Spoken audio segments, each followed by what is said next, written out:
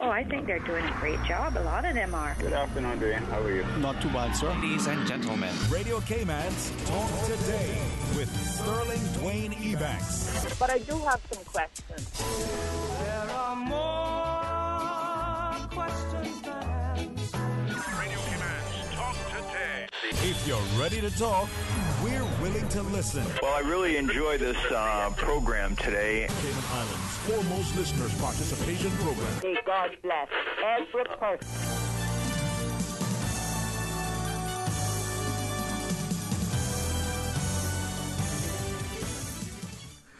Hey, good afternoon. Welcome. Thank you so much for joining us. It is indeed a magnificent Monday to get a chance to start off the month with our monthly edition of Mental Health Matters. Chance to speak to you about a very, very important, timely, topical issue as we invite you to be a part of a discussion. Please stay tuned for Talk Today. Radio Cayman's Talk Today, the Cayman Islands' foremost listeners' participation program. We ask our listeners to avoid statements or comments which are abusive, derogatory, malicious, or defamatory. Do not use any indecent language or make any statement which is false or misleading. Email talktoday@candw.ky or call 1-800-534-8255. Courtesy of Flow. Cayman's #1 network that connects you to your world like never before. Let your voice be heard. Once again, here's your host, Sterling Dwayne Ebanks.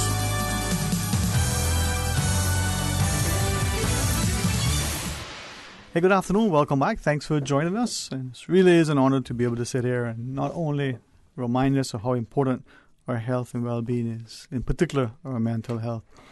If our guests and all of our guests to date don't mind my constant recognition and reminder of the great stewardship of Dr. Alexandra Boyd. This is a lot of work every month, and thank you for not only helping to facilitate, but for bringing along every month such a wonderful panel. So good afternoon to you, Dr. Boyd. Good afternoon, and thank you so much for having us every month. All right, so this month, cognitive disorders and eating, dangers of extreme thinking and dieting. Oh, yeah. Oh, yeah. And it's interesting, and I hope we'll get into it so that people understand how important it is that, our bodies are, a temple and what we put into it. It's important, right? Like the computer, you can't get anything out of it if you don't put anything in. So I appreciate it. And as we go around the table and, have Miss Anna and Miss Julia and Miss Natalie sort of respectfully maybe introduce themselves a little bit more at some point. I keep saying this to our guests so I can remind myself. My team says, tell your audience who your guests are. Like, Mr. Schofield says, you just didn't find them in the parking lot. These are people with extreme intellect. We got a great panel today. we do as we usually do. Now, before we start, Dr. Warden, we'll start with you. I mean, this month's topic, quite timely, and set the stage for us. Yeah, so weight loss is huge, right? It's everywhere. It's all over the media.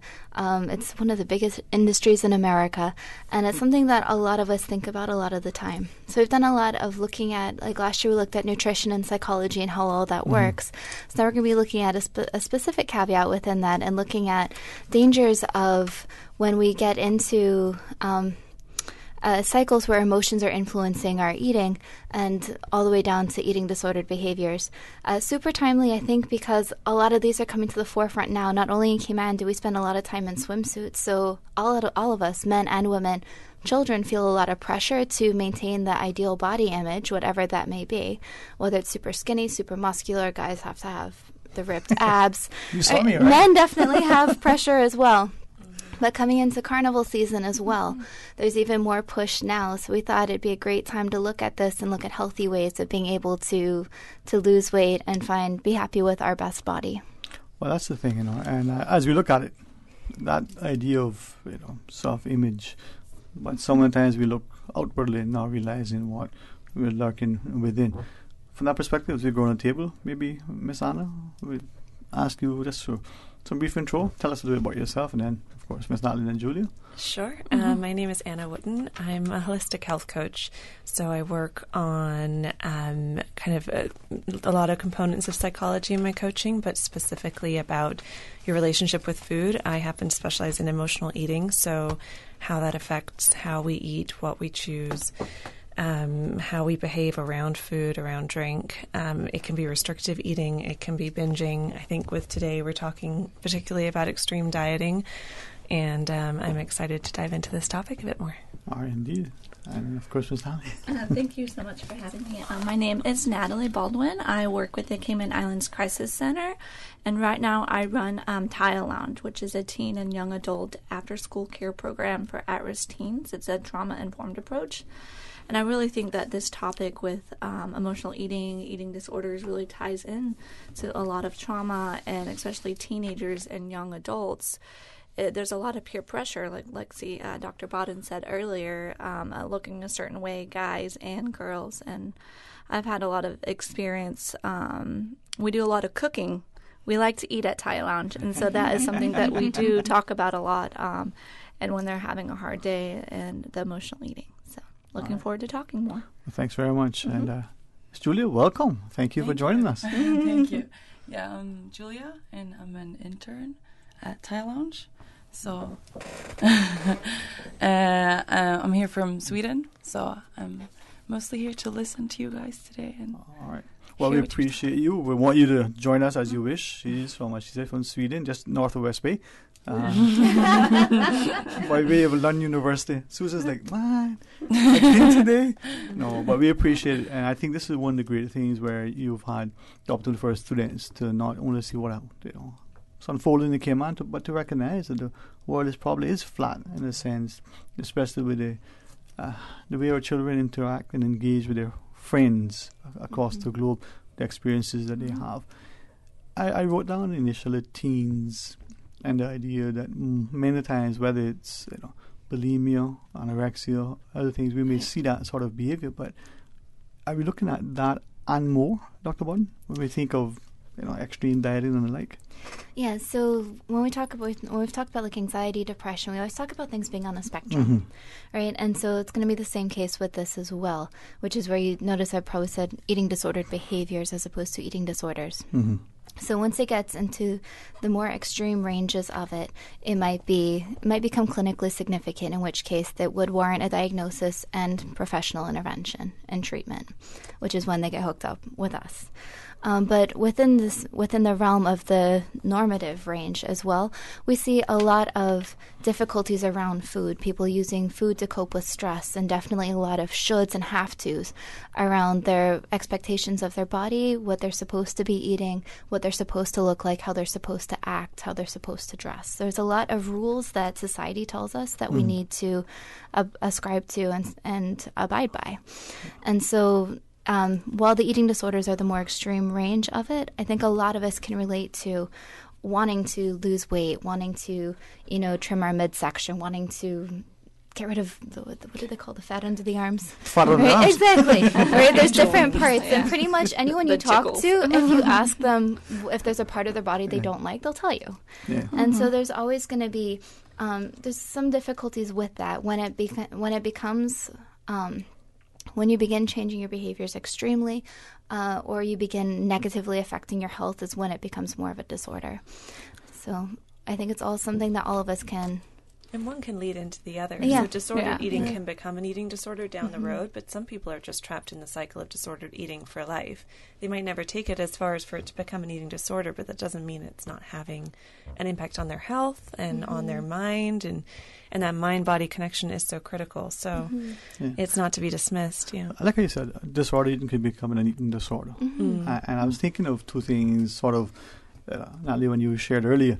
At Thai Lounge, you like to cook. I believe that you go into the kitchen sometimes and you prepare things, not unlike the person who is gardening, de-stress, and they get to think, they get a chance to be away and formulate thoughts. But you garden, you're being physical, you're exercising, you're maybe burning off. I think in the kitchen, maybe you're picking on stuff.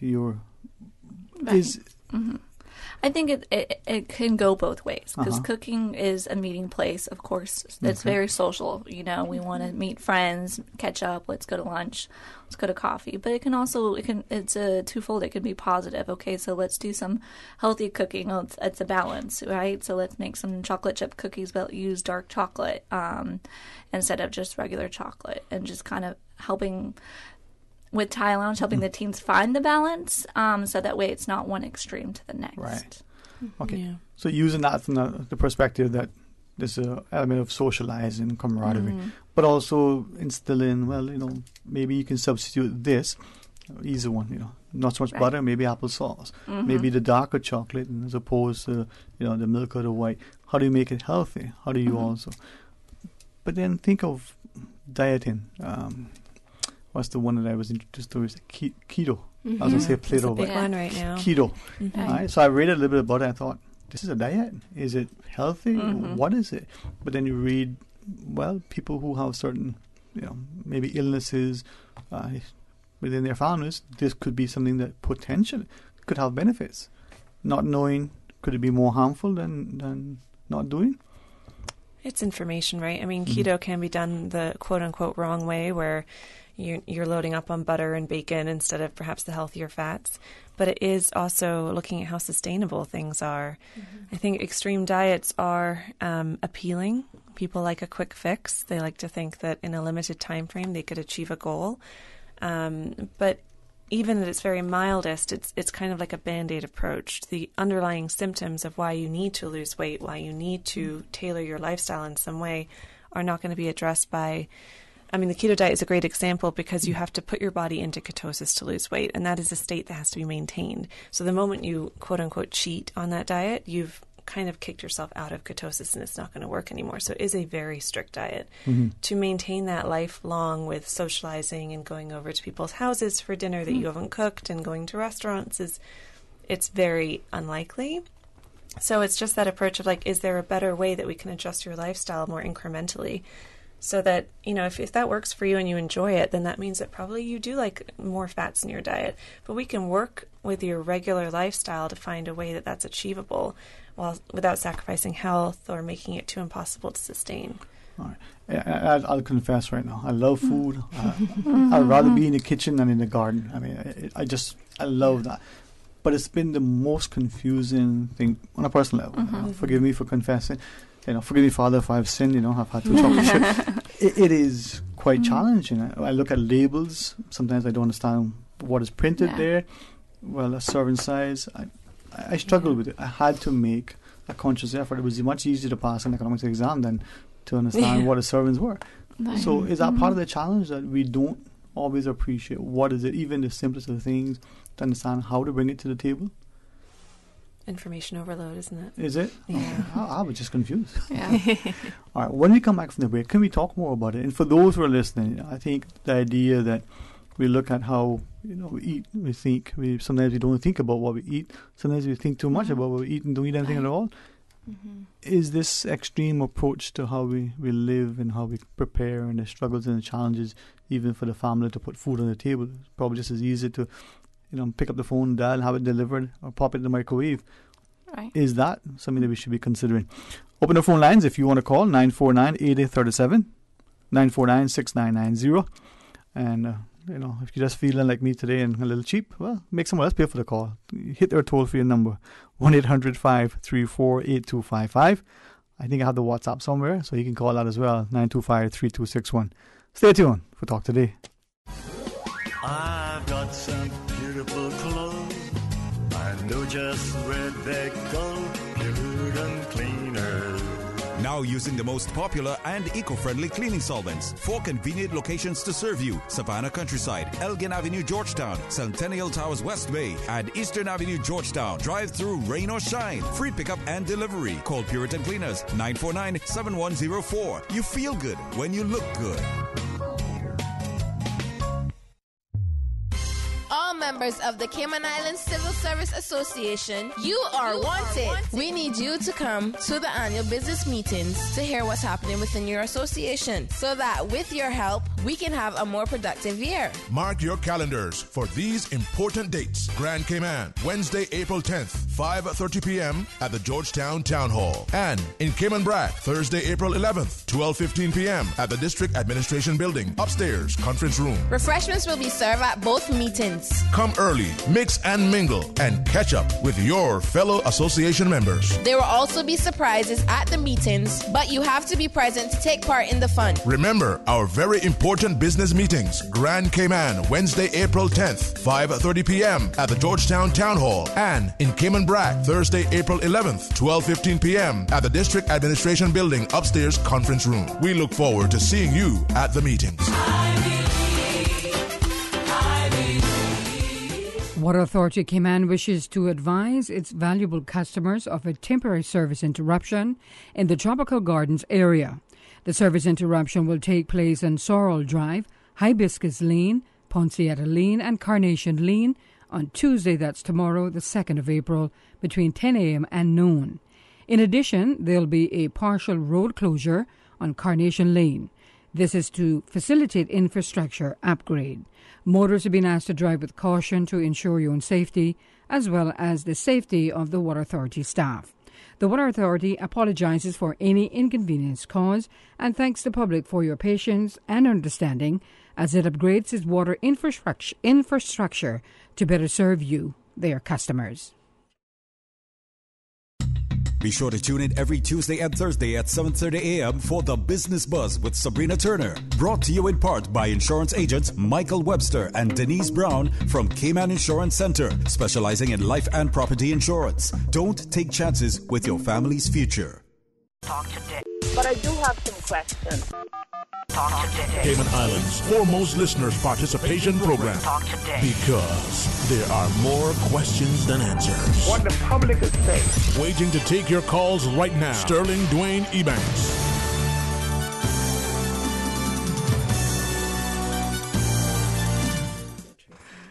Hey, good afternoon. Welcome back. Thank you so much for joining us. It is our monthly Mental Health Matters, and I say this very, very sincerely. I think the knowledge that we impart here on a regular basis, but in particular on this show, has been very useful, at least for me. I found it. Dr. Alexandra Borden, together with Miss Anna Wooten. We have Miss Natalie Baldwin and Miss Julia Parry? Yeah. From Lund University in Sweden. You speaking Swedish in no time. Oh, yeah. I think the only word I know that's almost like Swedish is Farfanugen, and that's German. And I'm not sure that's a word.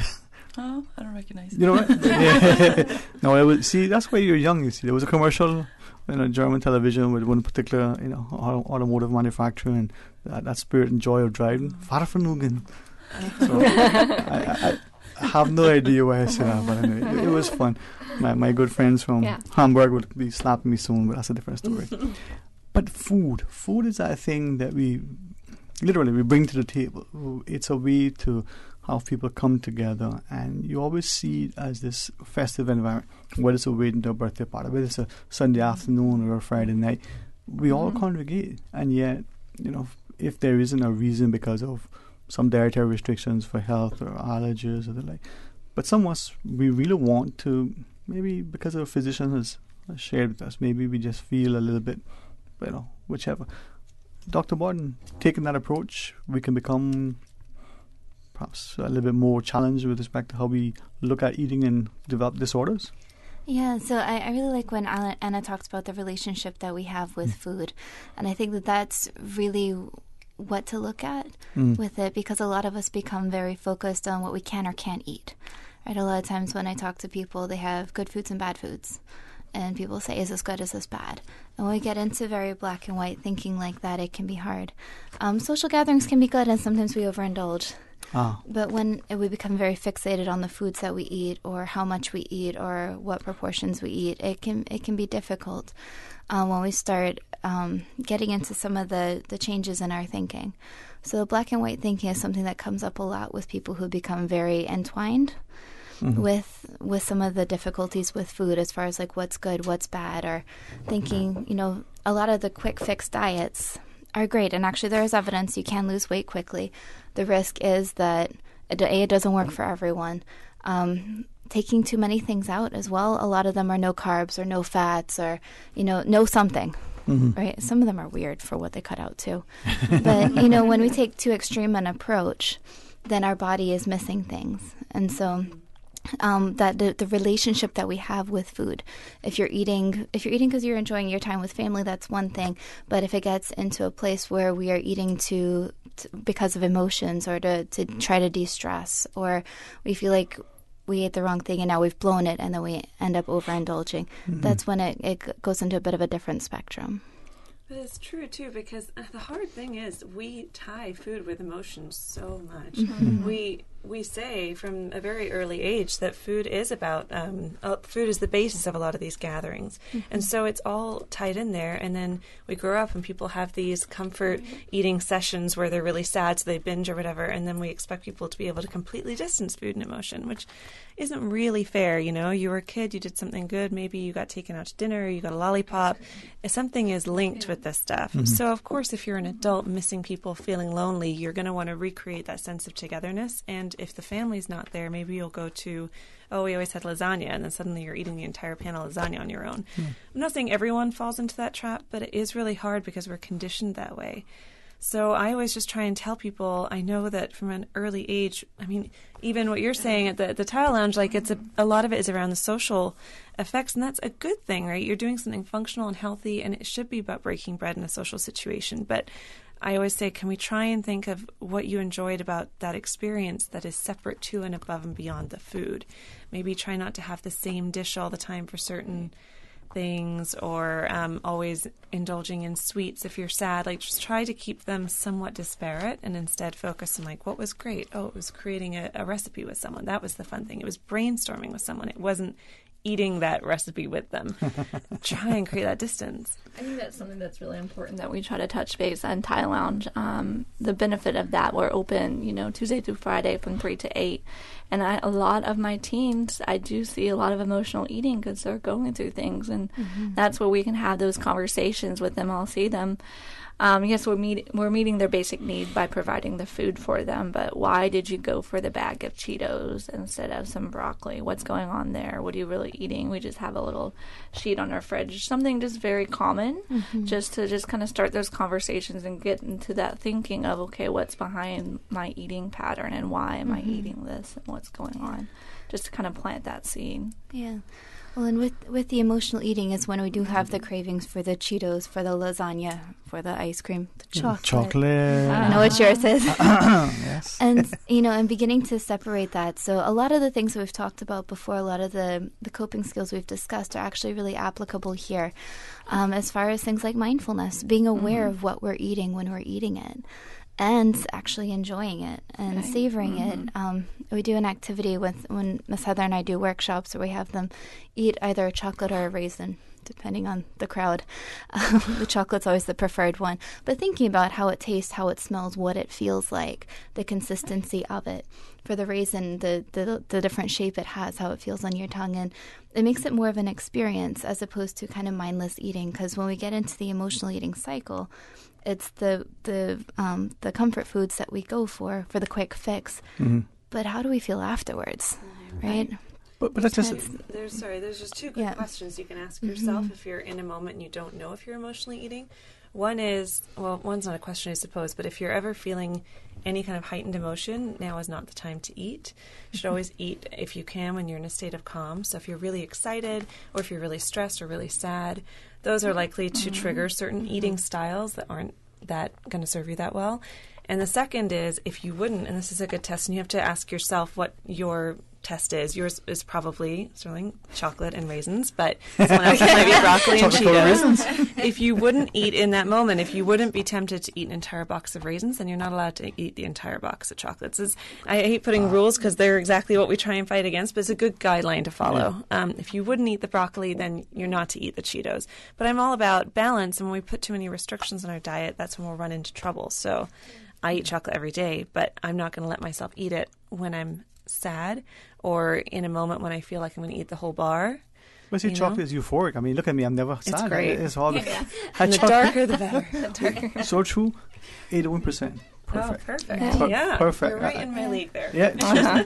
And that flexibility and adaptability that we've talked about in so many other ways is really what's important, is being aware of what's going on in your mind and your body as you're making adjustments, you know, in what you eat and how you approach food and eating. But respectfully, let's look at two things. I wrote it down, you know. So today's discussion, I'm saying, okay, I'm out of my league here, because food to me is to be savored and enjoyed, to be prepared. It's as much as the preparation as it is the eating. Right. But look, words like comfort food, right? So I wrote that. We term certain things in a way that makes it presentable. The way the media, or this a movie, you know, and it's rain outside, and forgive me, the lady's sad and she's sitting there with her friend, 2 spoons and 1 big thing of ice cream, or you know, the little child can't play outside because whatever, the mom makes mac and cheese or whatever, that comfort food. So we associate foods, we constantly sort of reinforce that idea. Maybe that translates into what we do as in real life. It does. Yeah.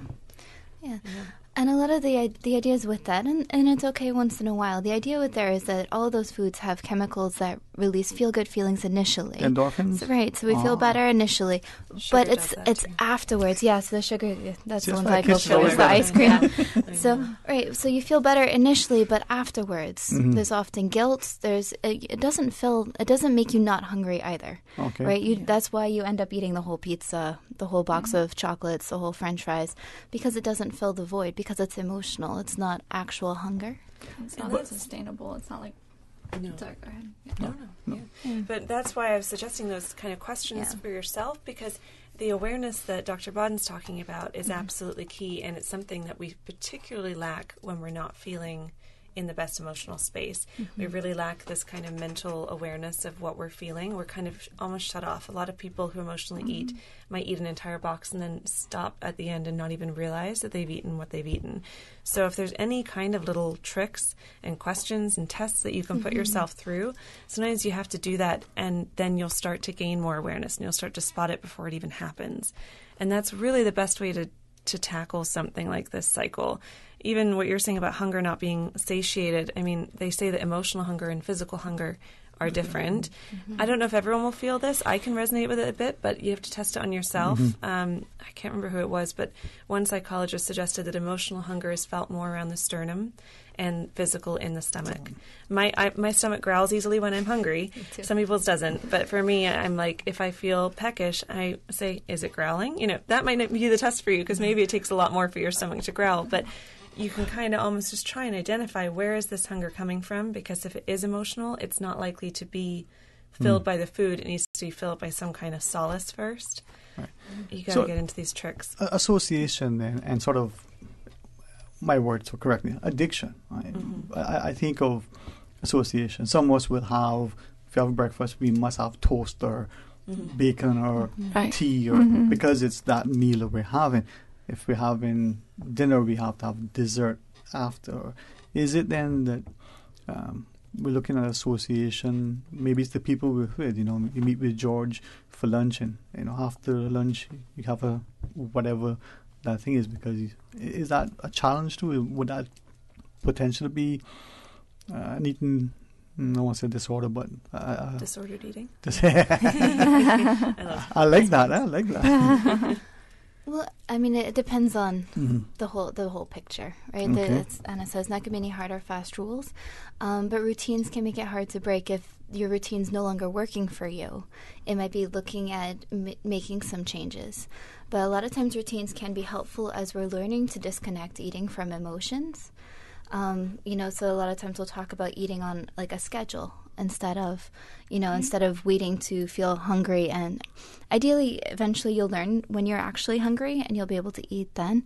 But trying to you can make your routines work for you. That's what I'm trying to say. If you start building in new things and bringing in healthier snacks or other options.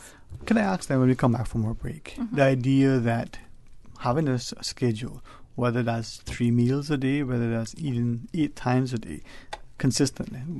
We're told by our physicians to take our medications consistently. Every morning at 8 a.m., you know, when you start this particular medicine, every morning take it at this time, because apparently that's good. Is it the same with food? Can we also ask about the whole notion of, you know, some of us will develop a particular lifestyle of eating, you know, make sure we eat more vegetables, make sure we avoid certain things, and see what ties in? Okay, we're talking about the whole idea of eating, and invite you to be a part of it. How does eating properly and mental health go hand in hand? Well, you may think that my answer of chocolate is the only one, but you might find I'm right. Stay tuned for Talk Today. At Flow, we know that 4 are better than 1. Introducing Flow Quad Play. Packed with the fastest, most reliable broadband, the power and control of Flow Evo TV, Cayman's best mobile experience, and tons of home phone minutes, all in one convenient package from only $199 a month. With 4 plans to choose from, you're sure to find one that fits your needs. It's value, ease, and convenience all on one bill with Cayman's #1 network. Find out why 4 are better than 1 with Flow Quad Play at discoverflow.ky. Terms and conditions apply.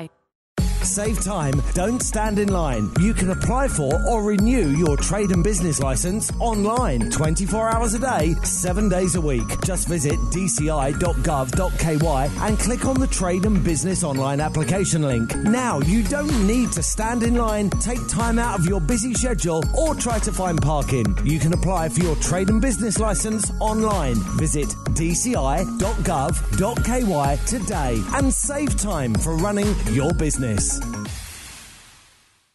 Hi, I'm Colin Lumsden, the Georgetown manager and head of the Revitalization Initiative. Our capital city is the heart of business activities in the Cayman Islands, and we would like to bring it back as a center of social activities. With street-side cafes, green spaces, improved roads, and proper walkways for interconnectivity. The new cruise and cargo port is part of the plan and will allow for operators to meet passengers dockside with less lines and overcrowding. Cargo operations will be less intrusive. There will be pedestrianized areas for people to safely walk, shop, and dine. Modernizing the cruise and cargo port is a key element in the efforts to revitalizing our capital city. The annual business surveys start on Monday, April 8th. The surveys are conducted by the Economics and Statistics Office, ESO, and seek to measure the performance of all local industries. Survey forms for this year will be hand-delivered or mailed to all operating entities. The surveys are confidential under the statistics law and are exempt from the Freedom of Information law. Your response matters. Do your part. Fill out and return your survey forms to the ESO. For assistance in filling the forms or for more information, visit www.eso.ky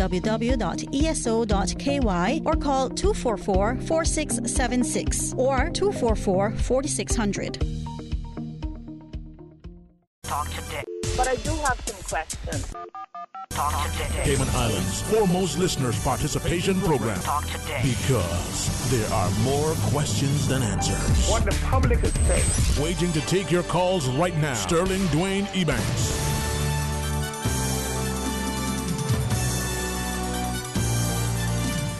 Hey, good afternoon. Welcome back. Thank you so much for joining us. It's our monthly Mental Health Matters. And I think that song, the older I get, the more I see I need glasses. This paper, I need to put it further away to see it. But we're talking for this month's edition, cognitive disorders and eating, those dangers of extreme thinking and dieting. Dr. What? It's cognitive distortions. Cognitive distortions. Schizophrenia, which we're covering later in the year. You see? Right. Just to be clear. Eating disorders. We're really flummoxing you with the language today. Cognitive distortion. No, what I need is to put on my specs so I can see. Cognitive distortions. Thank you, Dr. Alexandra Borton. Very, very significant. Join us equally. Miss Anna Wooden, Miss Natalie Baldwin, and from London University, one of our interns, Miss Julia Parley? Come on, Miss Julia. We're going to bring you into this discussion at some point. But the idea, is it easier to eat unhealthy because it's cheaper, it's convenient, it's accessible? Is it perhaps difficult for us to understand the importance of it? In that vein, it is a difficult thing here, I think. In Cayman, we're a little unique. We do have elevated food costs. It can be really tough to eat healthy when things go bad a little faster. Obviously, there's local farmers markets and the like that we can try and utilize more, but it's just not easy for everybody. Remembering that there's no good and bad. These labels that we put on things are self-imposed and they don't serve us. So if we're looking at trying to eat in a balanced way that helps give us steady energy, there are even some of the less healthier options that we would consider and the quicker fixes can be worked into an overall healthy diet, right? You got to look at your work schedule, perhaps. Dr. Bodden was just saying she's really busy, so cooking in the week can be tough, right? Mm-hmm. So maybe you have more time at the weekend to cook, and we can focus on getting all of that kind of home cooking in there and, you know, use the prepackaged foods to get you through the week in a way that still sustains your energy and that you can test out and doesn't make you feel like crap. Sorry, can I say crap? I just said it twice. You probably can't say crap, but anyway. Sorry. It probably makes you feel bad. So, shame we can't post-edit this. But Natalie was also saying about at the lounge that a lot of your kids, you were saying, kind of... I think with some of the teens that come, they obviously... A lot of times they show up and they haven't eaten all day. Mm-hmm. It's whether it's because they don't like the food at school or they just financially can't, and so they wait till they get to me and then they eat, and then it's more of the binge eating and overeating. And I am to a fault sometimes. I buy their favorite kind of Doritos because I know they like that, and they don't get that at home. But of course, we want to make sure there's also nutritional things, so we make smoothies and stuff a lot. So I think that's something that really plays a part in the youth and the teens, especially the at-risk youth on the island, of how we can help them to eat healthier, feel better, because they all have low self-esteem too. And it all kind of relates together. And then, of course, the social media, what they see on social media, the selfies, and then, you know, trying to look a certain way, the males and females, the teens I work with. Right. Now, if I could, though, and with respect, I'll offer my apology up front. When I hear the word at risk, it always... Because I think all of us, especially our children, are at risk. Right. You know, and I like what you shared. The idea that our teens or teenagers or youth in particular, they see what's in the media, they're online. They're probably not appreciating that most of this has been probably conjured up in a certain way to present that person in a better light than what the person is actually. So they're seeing this and they're not appreciating what is transpiring in order to bring this image to light.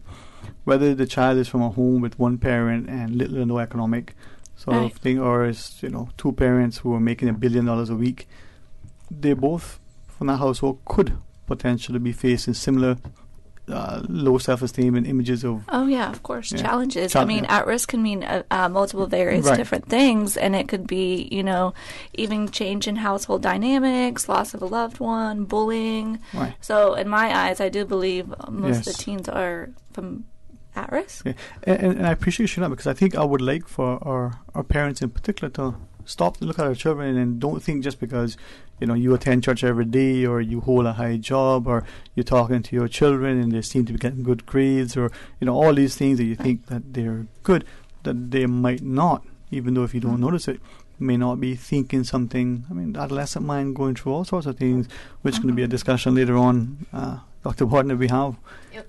So that mind, Ms. Anna, food can be a comfort, it can be a convenience, but it can also be part of a camaraderie and building self-esteem, Ms. Natalie? Yeah, definitely. We do a lot of cooking. One of the things that we do is we do around the world cooking so that we can open their mind to different things. They now like guacamole, which is, higher fat, that's healthy, and learning how to read a recipe, that's life skills. We learned the hard way the difference between baking soda and baking powder. We had what's the difference? We were making some scones, and of course they didn't turn out because we used the wrong thing. Yeah. And it's just the trial and error. It's a life skill that we all need to know. But that's the beautiful part of food. Yeah. There's art, but there's also science, in particular in baking. Yeah. And you can teach math, but you can also teach mental dexterity and the like. Food, and I was thinking, what was it guy said? He has a cheat day. And I said, a cheat. He's on a very, very strict diet for different reasons, but his, whoever it is, one day you can have a cheat. I thought, would that not undo? Or how does that play into this? Diets factor it in so that it doesn't necessarily undo, but it's the mental mindset of it that concerns me only with cheat days, right? And of course, some people can lead these lifestyles and they're not that triggered by food, and for some reason they can just operate on that level, and that's great. But I don't even want to speak as much to the biological effects of it, but it's more, I think, when you truly do get to a place of intuitive eating, and I realize that takes a lot of work for a lot of people. And it's not like you get there and you're there for life. I mean, I've worked a lot on intuitive eating for myself, and I'm pretty good at it most of the time, and then I'm just not for a while, and I have to, teach myself all the lessons again. But the eventual goal is that your body really tells you what you need. It is the world's smartest computer, right? It still functions. The heart ticks every day, and you don't really do anything to help that. So it's just ticking along. So really, I used to really beat myself up if I had a day where I just was constantly eating. I was like, what is wrong with me? I'm so gross. I'm so this. I'm so greedy. I'm so gluttonous. I'm going to be so fat tomorrow. But the funny thing is, if you let yourself do that, and it takes a moment, if you've been a restrictive eater, to take that deep breath and that leap of faith, and you let yourself just eat what you seem to want to eat. I did find that, for me, luckily, like it was the next day, so I don't have to wait too long. For some people, it might be later in the week. But suddenly I'll have a day where I don't seem to eat that much.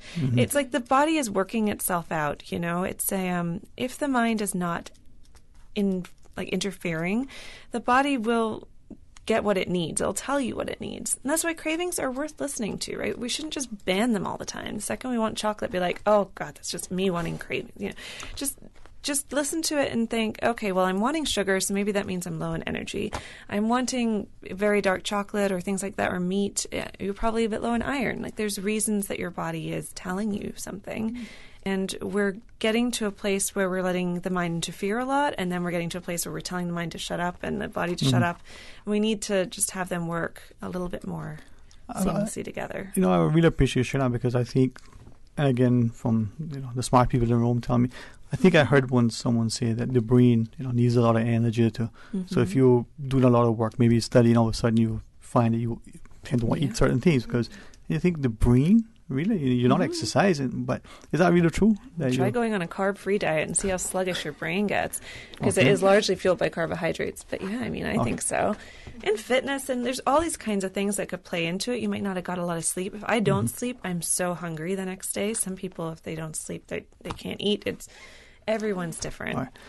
And understanding as we read these things how the body works and listening to the body, it tells you certain things.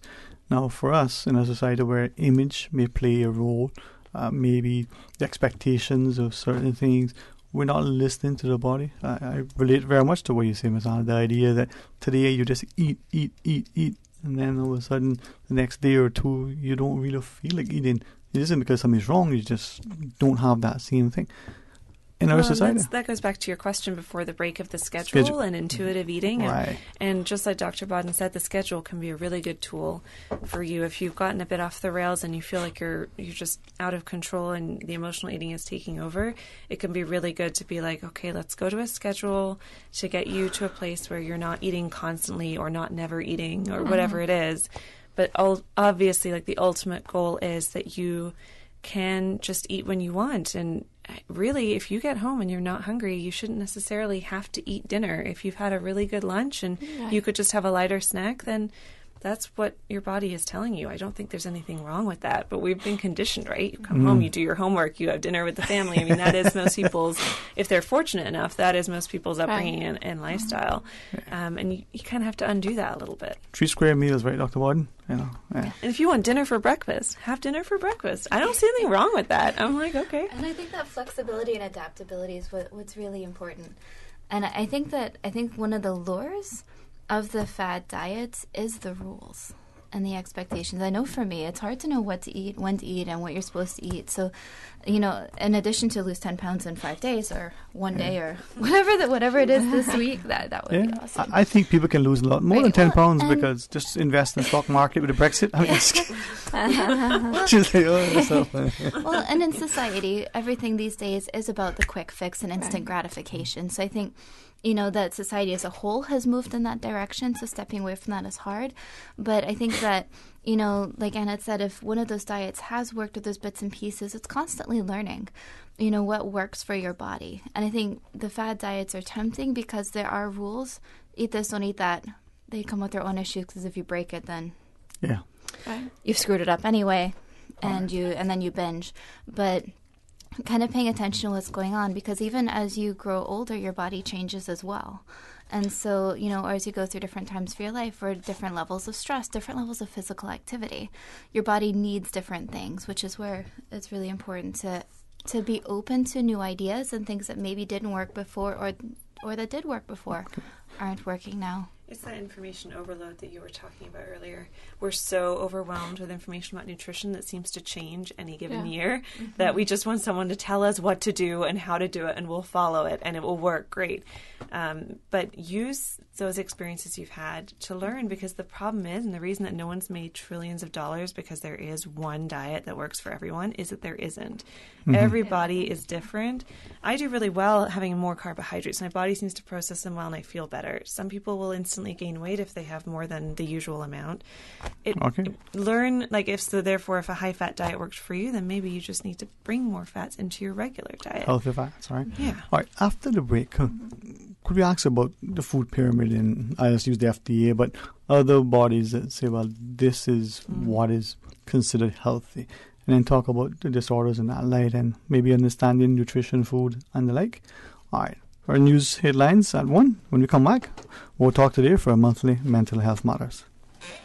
From district to district, moving through the waters to Cayman Brac and Little Cayman. Your station, your voice. All things Cayman. One radio, many people. This is home. Radio Cayman in the Cayman Islands. Radio Cayman. Headlines. Radio Cayman's newsroom. Headlines. These are the biggest stories right now. The Ministry of Commerce, Planning and Infrastructure has asked the Public Works Department to act as project managers for the extension of Garvin Park Dock, as well as a refurbishment of the existing ramp in West Bay. The project is expected to last about 9 months, and it's being proposed that the deck will be extended about 40 feet towards the sea and that the existing ramp will be refreshed and refurbished for, quote, safety and maintenance. The Party of Turkey's president has lost local elections and is set back after 16 years in power. The opposition is also ahead in the contest for mayor in the largest city, Istanbul. Nationally, the president's AKP-led alliance has won more than 51% of the vote in municipal elections. A Vietnamese woman accused of killing Kim Jong-nam, the half-brother of North Korea's leader, has pleaded guilty to a lesser charge of causing hurt by potentially deadly means. A Malaysian court sentenced John Hyung Thuong to 3 years and 4 months in jail. If found guilty of murder, she would have faced the death penalty. Those are your headlines. I'm Karsley Fuller. Radio Cayman, the voice of the Cayman Islands. What's happening in your community? News and information, music and more. You can find us. www.radiocayman.gov.ky. Like us on Facebook and follow us on Twitter. Radio Cayman is your choice, your voice for today's biggest news. Radio Cayman.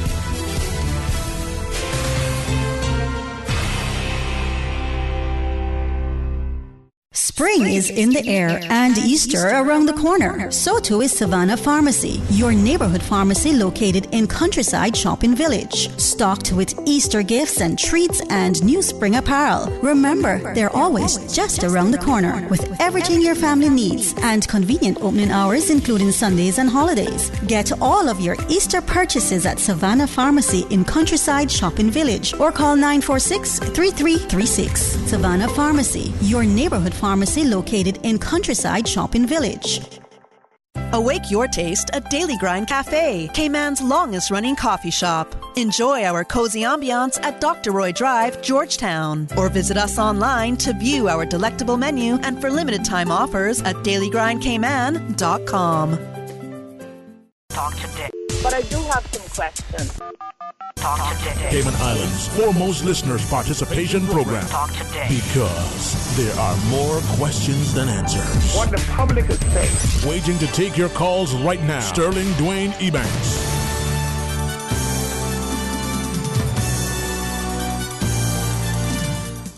Hey, good afternoon. Welcome back. Thanks so much for joining us. And I'm really, really grateful that we get a chance to tap into not only the expertise here, but the conviction and the willingness for us to share. So as a country, we have, meaningful dialogue.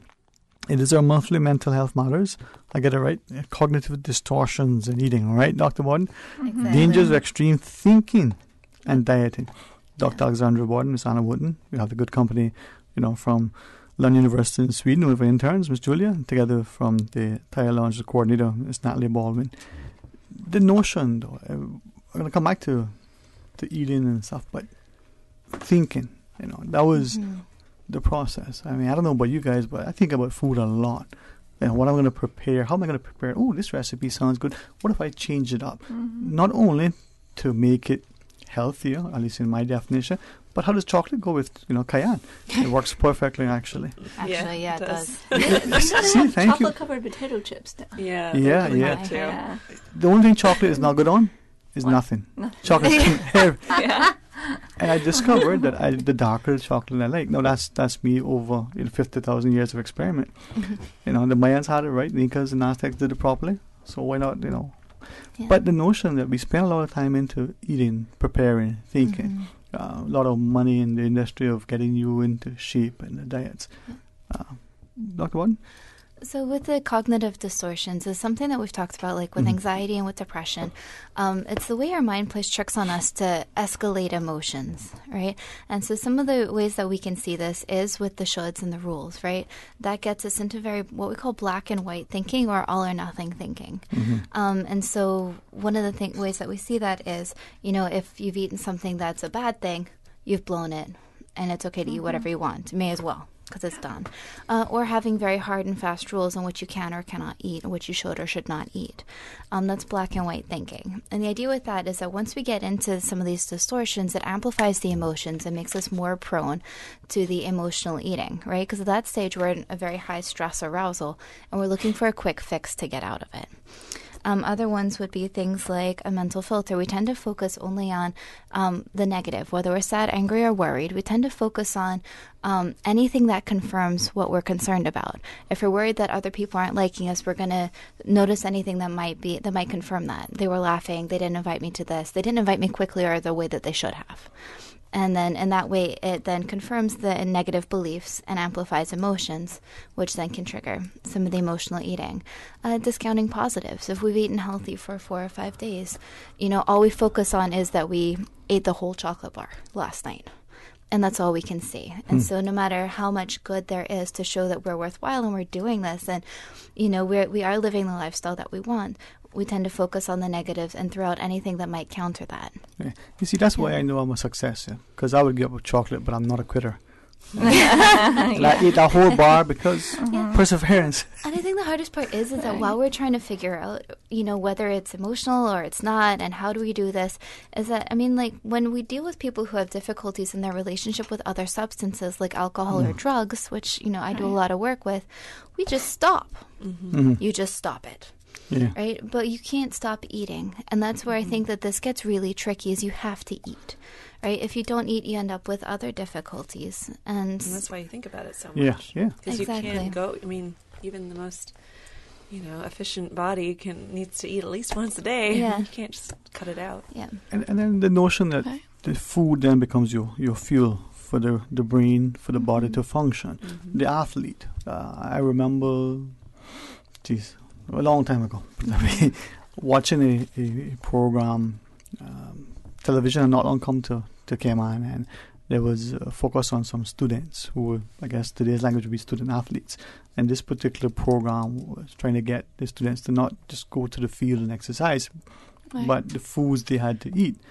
And the controversy was that they had spent all the money bringing in these food scientists and I guess nutritionists, dietitians, what have you, so that the children, but it was boys primarily, they would get, if I remember correctly, protein, I believe, by so many days beforehand, because it took the body so much time to break it down. Then they needed, I guess, carbs to fuel closer to the day of the game, and they were tracking their success and their energy on the game day, and they were seeing that they were more successful because of this particular approach. I don't want to call it diet. So food plays a role. Yeah. It has a very utilitarian role for a lot of people. That's something that, for example, like the teens that go to Thai Lounge, they could certainly look at it that way too, because they have less availability, perhaps some of them, to food, so maybe they need to maximize the food they are able to eat in that way. But for other people, It's nice if emotions get in the way. It's hard to look at it purely for like calories in, energy, All right. calories out. Okay. We do have, sorry, Dr. Bud. As I say, we have a call online. But, and 1:30, I think we're going to have some open line because I know some other things. We've got 21 minutes and 64 seconds. That's good. In the studio, it is our monthly Mental Health Matters. Good afternoon and welcome. You're on Talk Today. Good afternoon, Sterling, and to your panel. Good afternoon, ma'am. How are you? Good afternoon. I'm fine. I need some help, ladies. I'm a chocoholic.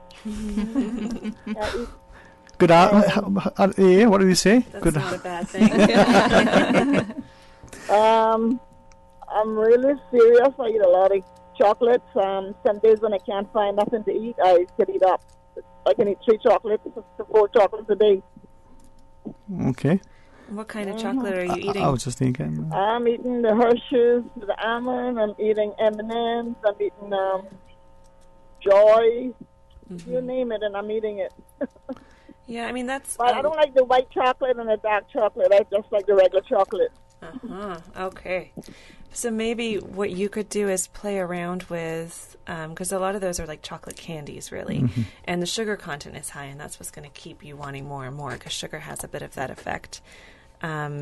If you don't like dark chocolate, I would encourage you to try, like, it's a bit of a getting used to it thing. So start with 50%, 60%, 70%, try and go darker. It is very rich, so it's difficult to overeat. And it has a lot of nutritional value. But you could also play around with chocolate flavor and things. Use cocoa powder with some honey, maybe in plain yogurt, and see if there's ways in which, if you're getting the taste of chocolate in other ways, that you don't need to go for the candy all the time. But also don't tell yourself no more candy, no more chocolate ever again, and do that hard and fast rule. Maybe just try and cut down 1 bag a day or 1 chocolate a day and put in the yogurt instead, or something like that, or a hot chocolate you could make with milk and maple syrup and cocoa powder, and see if you're satisfying. I try 1 chocolate a day, and when I do that, the next day I put out 1 to 2 more or 3 more. And if I go 2 days without chocolate, boy, I'm in big trouble with the sugar. Okay. Well, really and truly. Yeah, I can relate to you, and I'll share with you 2 things, and it took some time. One, I don't like those things that you're referencing, because to me they're not chocolate. I don't think they should even be called as such. But try this if you think. Get a good quality, semi-dark-ish chocolate. It takes a while to get up to the 80 or 90%. Get some coconut milk. Combine the chocolate and the coconut milk in over a double boiler, or just simmering thinger. Mix it in, and gradually add different little things. A little touch of nutmeg, a little bit of cinnamon, ginger if you like. Put it in your freezer, and you'll have little, they're called truffles, but little things that you can go and you can snack on.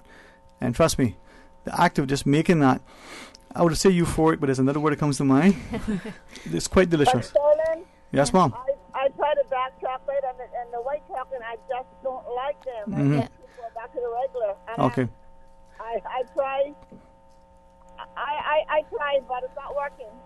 And I eat it on the road. I think it's my 2 jobs making me do it, and then I take it home and I eat it in the evening time after. If I'm eating, if I do things I'm going to eat, I have to have a candy behind the lunch. Yeah. Well, and I think with chocolate, so especially with sugar, there's biological as well as psychological elements to it. It sounds like the chocolate is kind of your break and your reward because you survived all of your jobs for the day. So biologically, your taste buds have gotten used to a certain level of sugar. So biologically, if you are able to step that back slowly, we don't want to kick you into chocolate withdrawals, which is a real thing. Yeah. Sugar withdrawals are wicked. So if it is of interest to you to cut back, and if you are okay with eating 5 chocolate bars a day and you're okay with that, then that's up to you. But if you are looking at stepping it back, slowly cutting it back, or using some of the substitutes, so we're going to do, how they have the patch for smoking? Right, so Miss Anna and Mr. Sterling have offered some suggestions for some sugar substitutes, but if it is more emotional, maybe beginning to look at other things that you could do to reward yourself. Let me ask a question. Does water dilute sugar in your body? If you're still taking in the same amount of sugar, it depends on the person. If I have liquid sugar, for example, it hits me a lot harder than food, but the way you feel could change slightly, but if you're still consuming the same amount of sugar, ultimately it probably will have a similar effect. Mm-hmm. Well, another idea would be to put in some other food before the chocolate, so it's not the chocolate that you're eating while you're really hungry. So like you said, saving that for the end and having either the salad or some other kind of vegetable or protein or fruit or an apple or something first, and then having the chocolate afterwards. Maybe another way of diversifying it. I'll put something on the table. No pun intended. Do you like chicken? I eat chicken. Okay. I'm not a good eater. I'm a junk food eater. Okay. I was gonna say to you, take your chicken if it's chicken breast, or even if it's and drizzle chocolate over it. You'll be amazing at what it does. If you're into that, I mean. I found that one time long ago. Haven't done it. Do you mean it'll put her off chocolate? No. Oh, it's good. Yeah. Oh, sorry. Yeah. No, I didn't. It's. I was like, that's a good tool. I should recommend that. Dip some pickles in it. Yeah. Yeah, that'll put you off. Before we go to the break, anything else, Mom? I'll leave it at that. I just need some desperate help. All right. Yeah. Well, call me. I have counseling sessions. I won't charge you. Okay, cool. All right. Thanks. I do apologize. We have one final break for a segment. All right, advertisers, now sales guys do such a great job, eh? Well, I tell you. All right, we'll come back. We maybe offer up some solutions. We'll have some tasting of chocolate after this. Okay. Stay tuned for Talk Today. Hello, I'm Joseph Woods, the Acting Port Director. Our port facility is the hub of the Cayman Islands commerce and economic activity, handling $658 million in imported goods annually. From groceries to construction materials, all sectors of our economy depend on the port. But it is now 40 years old. Its infrastructure is degrading, and we feel the strain from insufficient space for both cargo and cruise operations. The time is now. A new expanded port facility is needed to allow both cargo and cruise to operate efficiently and to support our island's continued growth and development. Support the port, support our tourism, support Cayman's continued growth and development.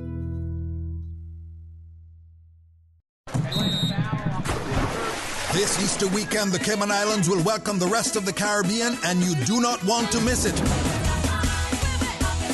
Carifta 2019 takes place at the Truman Bodden Sports Complex from April 20th to 22nd. Watch the region's most talented track and field athletes compete and come cheer on your Cayman athletes. Get ready to raise your flags at the Caribbean's biggest athletic event this Easter weekend. It's Carifta 2019. Tickets start as low as $10. On sale now at CaymanCarifta2019.ky. See you at the games. Carifta 2019. It's all about unity. Together. Get your tickets now at CaymanCarifta2019.ky. Brought to you by the Cayman Islands Government, CUC, Salt Technology Group, the Cayman Islands Athletic Association, DART, Miracle Broker, Maples Group, Pinnacle Media, World Gym, and Radio Cayman. At Seaboard Marine, customers often ask us questions about their shipments. I have various items coming from different suppliers that I need to ship to Cayman. Do you offer consolidation? Yes. Seaboard Marine offers consolidation for full and less than container loads. We can hold your packages at our Miami warehouse until everything arrives and ship it all in one go. And we have the best rates to Grand Cayman. Visit seaboardmarine.com for more information. Shipping shore to shore. It's March Madness on all SUVs at BAM Motors, with SUVs starting as low as $20,500 and savings up to $6,000. Find the SUV that fits your budget and island living style. Choose between the roomy 4Runner, the bold Fortuner, the 7-seater Rush, or that Motors' #1 selling SUV, the RAV4, all from Toyota. Or choose the compact EcoSport from Ford. Save now on the best SUV deal ever from Vamp Motors, with savings up to $6,000 and SUVs starting at $20,500. Drive home the deal of the year during Vamp Motors March SUV sale. Vamp Motors, Walkers Road. Talk today. But I do have some questions. Talk today. Cayman Islands' foremost listeners participation program. Talk today. Because there are more questions than answers. What the public is saying. Waiting to take your calls right now. Sterling Dwayne Ebanks.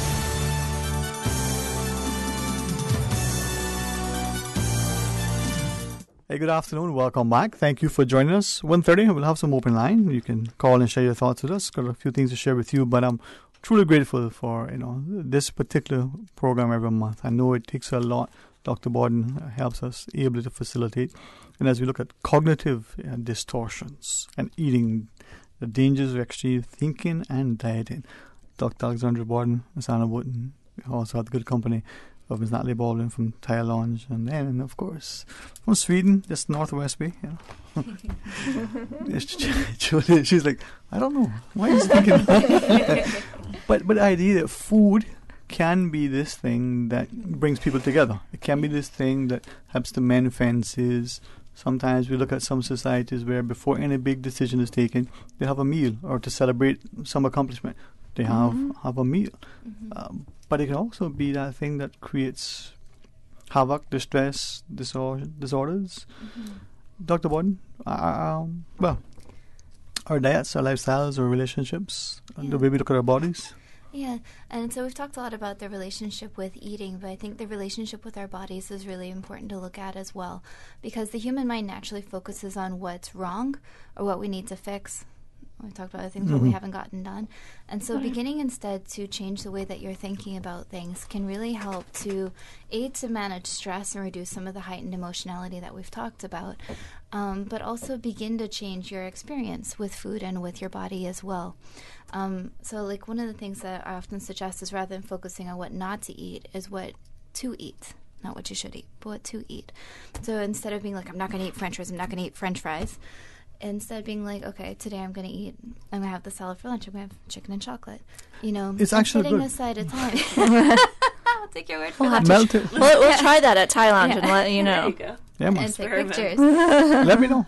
But even, rather than even like focusing on the scale, so weight is a big thing that especially, especially young people get concerned, especially women, get very caught up with, is the number on the scale becomes our self-worth and our value.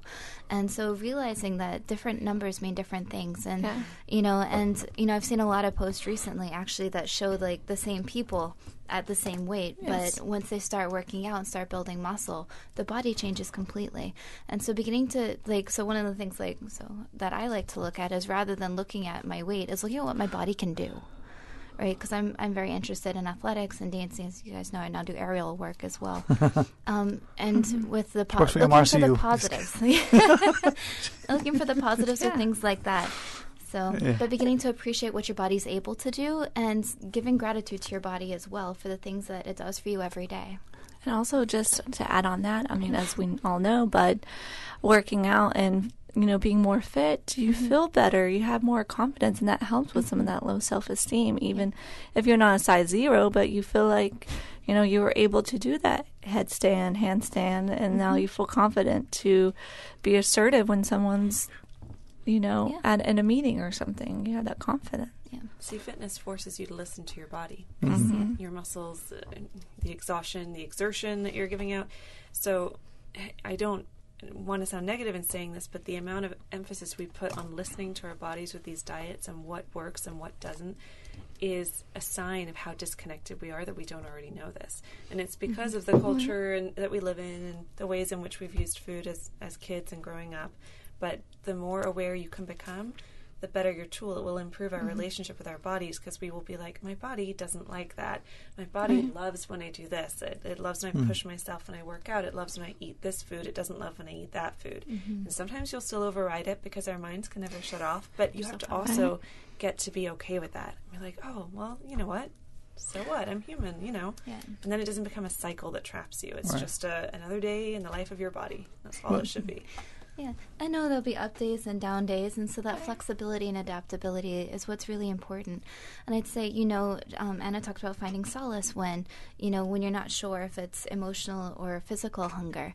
And so, beginning to build these things in. So a lot of times we talked about coping skills in other shows for managing stress, which might be journaling, it might be yoga, it might be riding horses, it might be running, whatever it is for you, and try different things. But, beginning to bring those in will help you to build a positive connection with your body, but also help you better manage stress, which will help you make better decisions with the eating. So in this way, it all really comes together. full circle. And I think as adults, that's really helpful because the binge eating makes us feel terrible afterwards. It destroys our bodies and doesn't help with stress at all. It actually makes it worse. Right. So these are one of the things that we can do, and we've had some great ideas of simple changes we can make each day to be able to make better decisions to help our body get healthier. And where do we used to go? She's going to check. Right. If it's a fire, we're All right. But being open to not going too extreme and keeping things that are within, that are sustainable, right? Long term is what we're looking for, not something crash, diet, quick fix. So you've been just a hot that's show. where- Fire alarms going off. Yeah, for listeners you hear. But that's okay. For adults, it helps us manage stress. As parents, I think it's really important to realize that the recent studies have shown increased concerns in body image from very young. And I know in the clinic and myself and other providers, we're seeing a lot more eating disorders as well. And so, and preteens, exactly, really from very young. So for parents being aware of this and helping them build healthy coping skills from earlier on, building healthy relationships, those kinds of things, because relationships bring a lot of stress too. I think that with the Crisis Center, we did, it's really important for the teens, the youth, the young adults, but we recently just launched our Kids Helpline with the National Crime Force Agency. So I'd like to just put that number out there. So if there's any young children, adults, parents want, they can call this number toll free and can talk about some of those things. It is 649-5437 or 649-KIDS, just to have a safe person to talk to as well. 649-KIDS. I love it. Yeah. Well, and I think this is why, whether you're an adult and you may be facing this, whether you're the parent of, an adolescent, understand food. It's not just you sitting to eat for fuel, but how it's affecting our lives. And I was thinking, Anna, you said to me earlier, sometimes we eat certain things and, for want of a better word, we feel a bit of a discomfort. We're not quite sure, but we've eaten it all along. We don't stop to think, well, is this thing, I'm intolerant? Is it an allergy? But we eat it, and then one day in life we realize that we have a problem because of eating this thing. We're not listening to our bodies. Another great test for emotional eating too is if you are thinking of giving up that food as an experiment and something in you is very unhappy about that is an emotional attachment to the food. Yeah. Because our bodies technically shouldn't care if out of all of the thousands of foods in the world we give up one. But our mind is like, oh, cannot give up chocolate or whatever it is. Then that's something just to address it and just to be aware of it at first and then start to ask yourself some questions about it. Yeah, so before you go for that desired food, maybe try journaling, go for a walk, call a friend, delay it, right? Real hunger is going to get worse. Emotional hunger might go away as we begin to put healthier coping mechanisms in. And it's amazing what you can do if you listen to your body. I guess with experience, you take on different things through life and you get to appreciate it. But listening to your mind, to your body, listening to yourself, it can make a significant, not just difference, but a true improvement in who you are, your enjoyment. Even with the food, if you like a particular food and one of my family members, she's always said, you like this thing, well, let it be a special thing. You prepare it on a Friday evening, everybody's around and you enjoy, you make a production out of it. You don't eat, a ton. But the whole activity of doing this thing, you get to savor it and enjoy it. We have to be kind to ourselves. It's a big part of it in loving our bodies. And that's, take it back to kind of the extreme diets aspect of it. The best thing you can do is if you feel this tendency to, you want to lose some weight and you feel drawn in by these plans, just stop and be kind. I always say, try and be your own best friend. Picture if your best friend came and said to you, I hate my body, I want to lose 8 pounds, I'm going to go on this diet. Would you be like, go? Or would you be like, well, is there something else we could do that would make you feel a bit better and still get you to the desired result? Just try and be kind and gentle with yourself. Listen to your body so you can learn. And then just start to do more gentle approaches. Knowing that the extreme diet has a bigger chance of backfiring in the long run and taking you right back to where you are now, needing to lose it all again. Are there things from it that appeal to you that you could work into your daily life in a more kind of measured way? And try that. Someone shared with me, you didn't get to this height, this weight, this age, overnight. So don't try to reverse it overnight. I think being realistic and managing expectations as well is important for the goals that you do set. If you set out and you're like, I'm going to lose 50 pounds in the next 3 months, great, but setting smaller goals, like I want to lose maybe 2 pounds this month, and setting something that's realistic for you and working towards that is often more helpful as opposed to going in for the 2 people that manage to stick to this crazy diet and lose it in 2 weeks. Now, as we close, again, I speak to parents, but to adults, and recognizing that maybe the adults are probably in school now. If we're concerned that we ourselves or that someone, our children, may be, eating unhealthy or looking at a fad diet, what do we do? Are there particular things that would stick out to say, oh yes, this is an issue? Are there things that jump out at us that we should take on board? Like signs of an eating disorder? Signs, well, that would be one way to start, yeah. Yeah. So looking at that is going to be things like not eating if the kid's not participating and the lunchbox is coming back with food.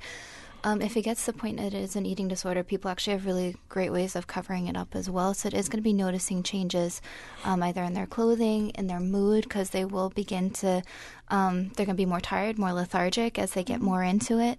With bulimia, which is going to be binging and purging, they often will hide and eat food. So as you're cleaning their room, you will find food containers often, like under the bed or hidden somewhere. You may notice them excusing themselves to go to the bathroom after dinner. If your kids are doing this, get more information. Let me just put this out there. But these would be signs that something might be beginning to go on, or becoming actually obsessed with food is actually characteristic of anorexia as well. They don't eat, but they actually spend a lot of time cooking for other people. So, but even if you notice your kids, dodging the French fries or not drinking the juice that they used to like, it's good to have conversations about what's healthy and what they're trying to do, because it might be a symptom of something else going on at school, something else that they're experiencing, especially if they are a bit overweight. Kids are really wicked. And getting some emotional support and some healthy guidance. It might be from a counselor, a psychologist, or a coach. It might be a nutritionist, or even starting with your GP, just to get in and see where the kid's at. Are they at a healthy weight? What are some simple things that can be done in order to support them? And if they do want to lose weight, that's great, but helping them learn healthy ways of being able to do that. I think also we model behavior, so it also starts with the parent and the way the child or the youth sees how they treat themselves and how they talk to themselves. Yeah. I believe you're fortunate enough to have a child come to you and say, I'm thinking of going on this diet. That's just an opportunity, They're learning. They're obviously it's on their mind, but they're learning that they want to start to try and control some of these aspects. So maybe just work with them to find healthy ways to. I think there's a call online, Ms. Susan. Let's go to the phones. We have an opportunity to, join you. Thank you for listening. Good afternoon and welcome. Yes, good afternoon, Dwayne. Hey, how are you, my friend? Okay, and good afternoon to you guests also. Hello. Thanks very much, man. Yeah, well, speaking of food, people should be encouraged to eat more fish, because they say that fish is very good for the brain, and they found out in some studies that sardines is the healthiest fish in the world to eat also. Thank you very much. All right, well, Thank you. Thank you. I like sardines and anchovies, but not everybody does. And again, I think it comes back to the notion of us as adults and as the parent, and just trying to understand as much about the foods that we prepare and eat. Just like the child comes home with math homework and it was all Greek to us. That's what those letters are. Thank you for laughing, mate. I'll always laugh at your jokes. Oh, thank you. I make cheesy jokes as well. I'll bring chocolate next time. You know what? I'll share with you. But I think it's important that we recognize what food is. It's a good way to bring people together, but it's also that thing that could create challenges in our lives, not only how we look at ourselves, but how we think about ourselves. Dr. Martin, in closing, I know we have resources and I'll ask each one, but perhaps start with you first. So Thai Lounge, like I said, we are open Tuesday through Friday, ages 14 to 21. But anyone who is in need, just a safe person to talk to, whether it's what they're going through, any kind of eating patterns, bullying, whatever. We have our kids helpline just recently launched, and that number is 649-5437 kids, and that is a toll-free number. All right, Sarah. I am always available. If anybody wants to contact me, I'll happily email. It's reachyourhealthyplace@gmail.com. That's reachyourhealthyplace@gmail.com, and I'm just an email away. Just an email away. Sorry, I don't say. No, you do. Oh man, did you see Miss Julia look at me like? Just to think it couldn't get any worse. So, Dr. Boyd. So I'm a psychologist at On Course Cayman. Always happy to discuss any concerns, whether it's related to stress, mental illness, eating behaviors. All of our information will be up on drbodden.com. If you do feel like you would like to talk to someone, there's also government resources available as well through the Counseling Center, free of charge, so no cost to you, and that's available at 949-8789, and that would be another option just for some support and a place to come in and share about what's going on and get a better understanding of yourself and how your body's working. Well, thank you very much, and I think mental health and eating healthy go hand in hand. And the mind needs proper fuel, the body needs nutrition, but sometimes you just need the camaraderie and the comfort. But let's eat healthy. Right. Thank you all very much. It's a Monday. It's the first day, of. Well, I think it's the best month of the year, but it's just my thoughts. Is it your birthday this month? Maybe. That's what I was thinking too. But I still up with every month, right? Every month is a good day. Thank you all very much. Enjoy your week, and we look forward to coming back next month, Dr. Button. Perfect. All right. And to our listeners, when we come back at some open line, man, you want to hear some things, but you better join us when we come back. Stay tuned for Talk Today. Spring is in the air and Easter around the corner. So too is Savannah Pharmacy, your neighborhood pharmacy located in Countryside Shopping Village. Stocked with Easter gifts and treats and new spring apparel. Remember, they're always just around the corner with everything your family needs and convenient opening hours including Sundays and holidays. Get all of your Easter purchases at Savannah Pharmacy in Countryside Shopping Village or call 946-3336. Savannah Pharmacy, your neighborhood pharmacy located in Countryside Shopping Village. At Powerhouse Gym, where you feel like home in a multicultural energy environment for all. They are dedicated to helping you achieve your fitness goals. Whether you have decided to get in shape, train for a specific sport, boost your energy levels, or even look your best for a special day. With a variety of sports options, group fitness classes, CrossFit outdoor gym, they provide personal trainers and equipment. Powerhouse Gym, King Sports Center, offers a complete health and recreational environment for the only sports and recreational facility of its kind in the Cayman Islands. For more information, call 946-5464. Email kings@candw.ky or visit www.kingsportscenter.com. Powerhouse Gym, King Sports Center. Serious results, period.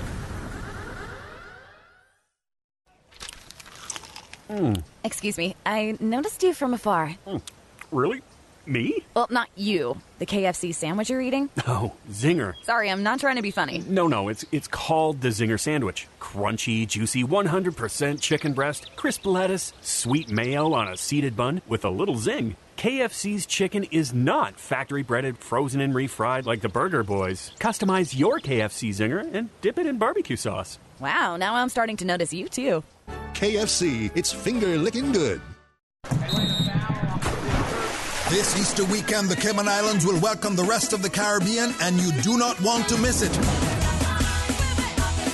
Carifta 2019 takes place at the Truman Bodden Sports Complex from April 20th to 22nd. Watch the region's most talented track and field athletes compete and come cheer on your Cayman athletes. Get ready to raise your flags at the Caribbean's biggest athletic event this Easter weekend. It's Carifta 2019. Tickets start as low as $10. On sale now at caymancarifta2019.ky. See you at the games. Carifta 2019. It's all about unity. Get your tickets now at caymancarifta2019.ky. Brought to you by the Cayman Islands Government, CUC, Salt Technology Group, the Cayman Islands Athletic Association, DART, Miracle Broker, Maples Group, Pinnacle Media, World Gym, and Radio Cayman.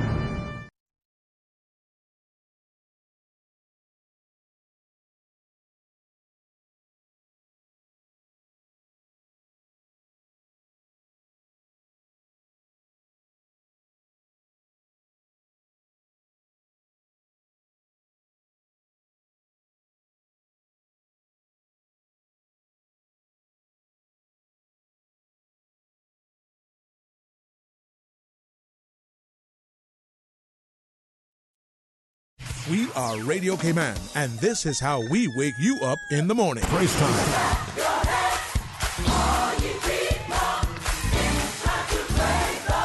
Praise time on Radio Cayman. Open the eyes of my heart, Lord. Open the eyes of my heart. I'm gonna walk and gonna stare. 'Cause I know my Jesus answers all my prayers. Praise time. Weekday mornings from 6 until 6:30. Praise time.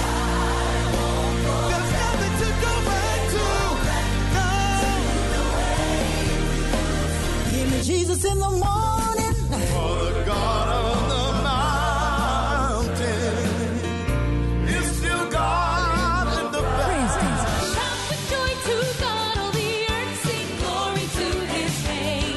Praise time. Praise time. Jesus in the morning, yeah. Weekday mornings from 6 until 6:30. Talk today. But I do have some questions.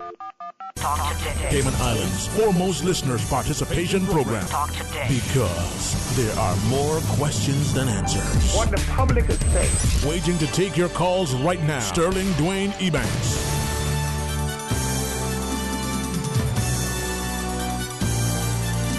Hey, good afternoon. Welcome back to Talk Today. Thanks for joining us. It's going to be an open line for the remainder of our program as we invite you to call and share your thoughts with us. Very, very grateful, for all of our guests who come take time out of their lunch hour and join us, and especially for our monthly Mental Health Matters, Dr. Alexandra Borden always, facilitates and assembles an excellent team to join us. And as we just talked about, the idea of eating disorders and the idea that we should be very, very conscious of what we put into our bodies. But it's open line. We know there's a lot on your minds, and we know that just over the weekend, don't recall, having such a busy weekend as I did this weekend for a long time. So what's on your mind? What do you want to call and talk about? What is it that you want to share? 949-8037, 1-800-534-8255, and you can get on board, take us in a direction. Now I must say, perhaps it was a little bit too early. Perhaps it wasn't early enough, but I'm not quite sure. So some individuals had asked if we could, instead of discussing what we normally would discuss, we were meant today, could we discuss something differently? I thought, as I said to them, I thought they were going to talk about the ruling out of the courts on Friday. And they said the challenge is that this society is constantly being bombarded with so much that as a populace, and particularly as the voters in a society, there's so much going on that we're not even sure sometimes where to begin, what to focus on. And this is just another one of those things that we're probably not looking at fully. As one of the ladies was sharing, that if you started to make a list of the things that are happening now, it's not a case where we see in some markets where it's it's this life cycle of this particular news item. So it may be in for a week or a day or two or what have you. But it seems that there's so much. She questioned to what extent is it almost as if it's deliberate and by design that we put one more thing into the mix and then you become distracted by something else. Without making a list, she just said, think of it. The government wants to move the economy forward, so it's doing things to create employment, to make sure that economically we're a success, that there are entrepreneurial opportunities for not just small businesses, but for businesses to expand, that we grow the population. That in itself creates its own sort of set of challenges. How do we make sure the infrastructure is in place? Are we doing, it just in that we're saying, let's make sure that our roads, our schools, our hospitals, all of the necessary things are there. And then from that perspective, what will an increase in population mean for the society? Then there's the discussion of, expanding or even relocating the airport at some time. And then the notion of, we have a proposal to look at the, cargo and cruise port what are we doing with that? Should we even be doing anything with it at this time? If so, is it a case, as she's said, she's heard question, that there are some who are going to be so opposed to it that they're unwilling to look at whatever potential merits, whatever the costs and consequences, environmental or otherwise, that they're not looking at the long picture? Or are there some who are so bent on moving it forward that they're unwilling to even concede, accept, or even consider that there are probably some things that are going to be so challenging that it may, she says, make it one of those things that we should probably take a step back. And then a proposal to develop, whether it's Kimmerbrach or whether it's the Eastern Districts or whether it's the Bacchus area, what are we looking at that in terms of the notion? And then she says, just recently, a former, member of the cabinet, a former parliamentarian, talked about, would it make sense to do some sort of causeway over the North Sound? Not, she says, something that was out of the blue, not something from anyone who is irresponsible, and not something that is, the first time we're hearing this. But does it mean that by doing that, we not only improve connectivity and access and make it easier, faster, more convenient for people to get around the island? Does it, as the author, Mr. Borden, had shared, make it more scenic, healthier, make it so that people will get out and be able to enjoy the great outdoors? We look at some countries that boast, they have 100 days of sunshine, or they only enjoy 10 days, but boy, they enjoy those 10 days. Or they may have 300 days of sunshine. Well, someone joked and saying, Cayman, we probably have, 1,000 days of sunshine every year. It seems that there's very seldom that we have extended periods of rain or cloudiness that we can't get outside. Are we promoting that, not just from the economic benefits, the tourism perspective, but for our people to be able to go outside and enjoy the great outdoors? With that, she shared, look at the quality of life that is being sort of, challenged. One, the level of safety and security that our people are feeling in their own homes, in their own businesses as they're out, enjoying an evening, to when they're exercising, and the notion that there's a concern not just from the traffic and the road users, but equally from the constant complaints that have been seemingly, she said, more frequent, coming from almost everywhere, of the ferocious dogs being out and about, roaming, as she puts it, in packs, creating havoc for not just people, but for their pets.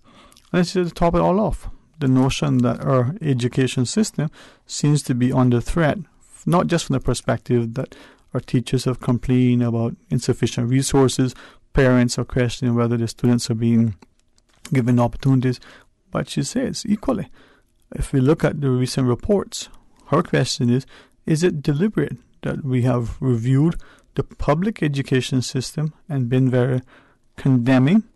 Now, she used a different word, begins with a D, has the same sort of ing ending. You can decide how that works for you.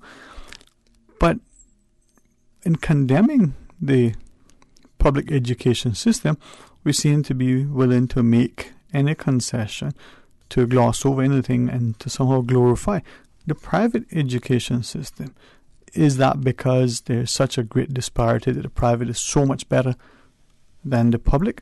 Or is it because we're creating a different, sort of approach and mindset, and deliberately trying to, have people rethink their approach to education?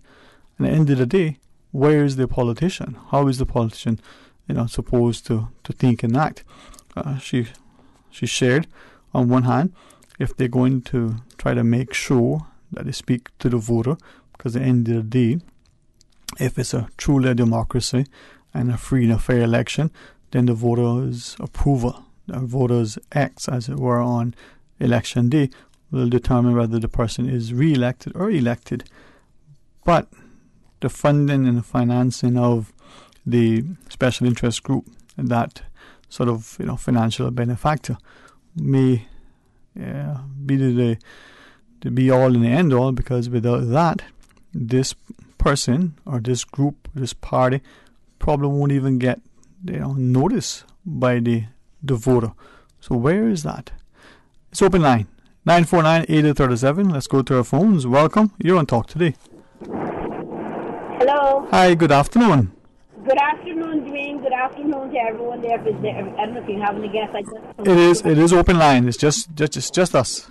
Okay. Well, I guess our headline papers is our big topic will probably for the next generation, because history has made our politicians have made title again for us. First of all, I don't know if anyone else has announced it. We want to make you guys know that we're having a march on the decision made by our Chief Justice, Ms. Angela Smellick, which is taking place on the 13th of April. There's a group of ladies right now, but we're calling on all of the churches and all those denominations that believe that there is about a God and what they stand for.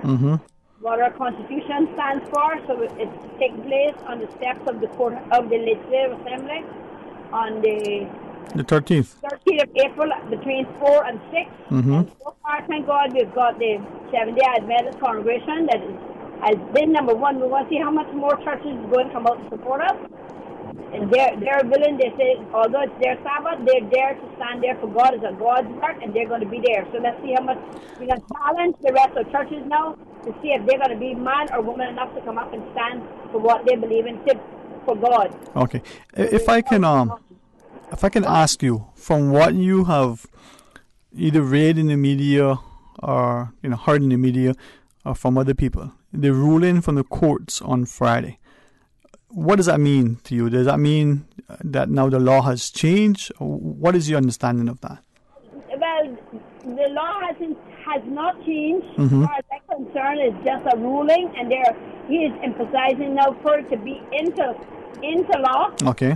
And I serve a God who is above all man, and I take it to him from Friday up until today. I have been praying very strong, and so far, God has been working opens all kinds of doors for us, and to get this march going. Because if we don't, this might be our time for us to take our Cayman Islands back.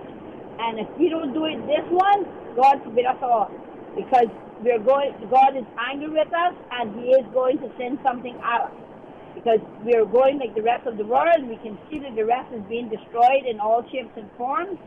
And we need to feel to His calling. He's angry with us, because like I spoke to a lady this morning about it, and she said she's glad that we're doing a march, but she said we shouldn't be waiting until next week Saturday. She said we should have been marching last Saturday, the day of the ruling, or the day after ruling, because we were more surprised that we were told there was going to be a 3-month consideration into this matter.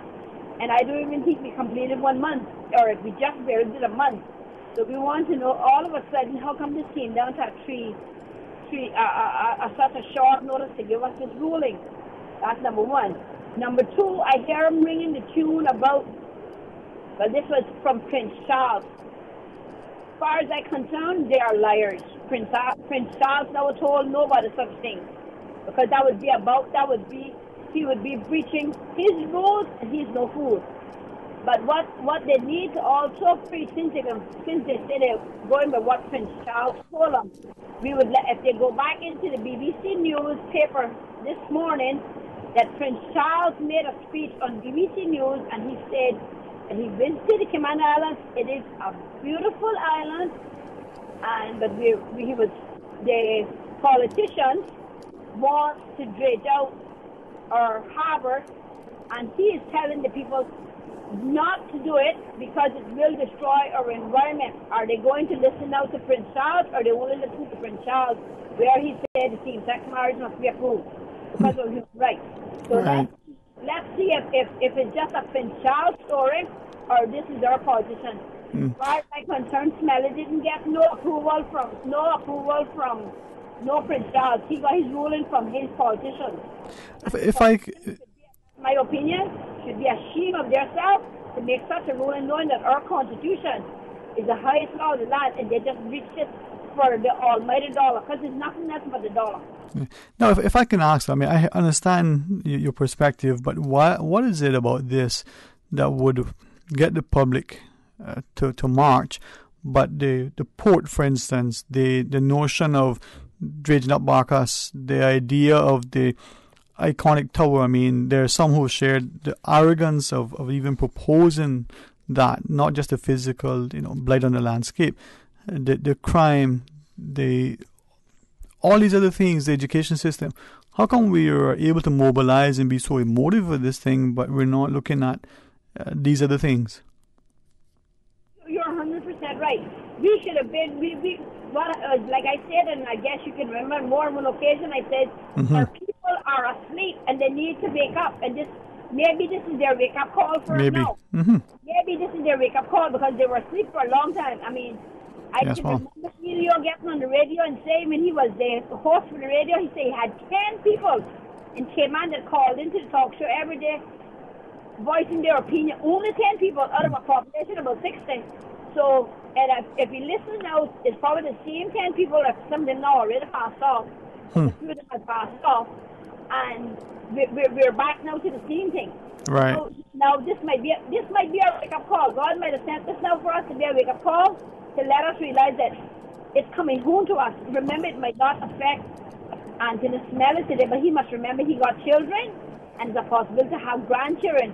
What kind of society are we raising our children when we built our foundation on God? Now we're going to check out the main thing that built our foundation. Okay. God. I hear you. Something is wrong. Yes, ma'am. If we don't wake up this one, or if there will be worse, we don't go in a fly basket. We don't have a basket. We have to at the bottom. Hey, thank you, Mom. Take us in right away. Yes, Mom. Okay. All right. Thank you too. And with that, let's go to the other line. Good afternoon. You're on Talk Today. Yes, sir. How are you? Okay. All right. Good to hear from you again, man. Okay. Yeah. So the newspaper say that it seems like my legal now. Well, that is that how you read the news? Is that what the news has said from what you read? It says recognizes seems like mine. Yeah. Which is, and the reason I asked the caller that just now is that there are many people in this community who are more confused than ever, because there are some who believe that the Constitution, the way it is, unlike in the U.S. where the courts, especially the higher courts, can make a ruling and declare it unconstitutional and therefore allows change. Here, that is only for the Legislative Assembly to do. So the courts can't, make law in that sense. And then yet the media across the board reports now that we have a new law. Why? It look like a new law if those people getting granted, to get married. It has to be. But some people taking it too late. It is passed or it is legal because they were out there partying Friday, Saturday, Sunday. They were all over.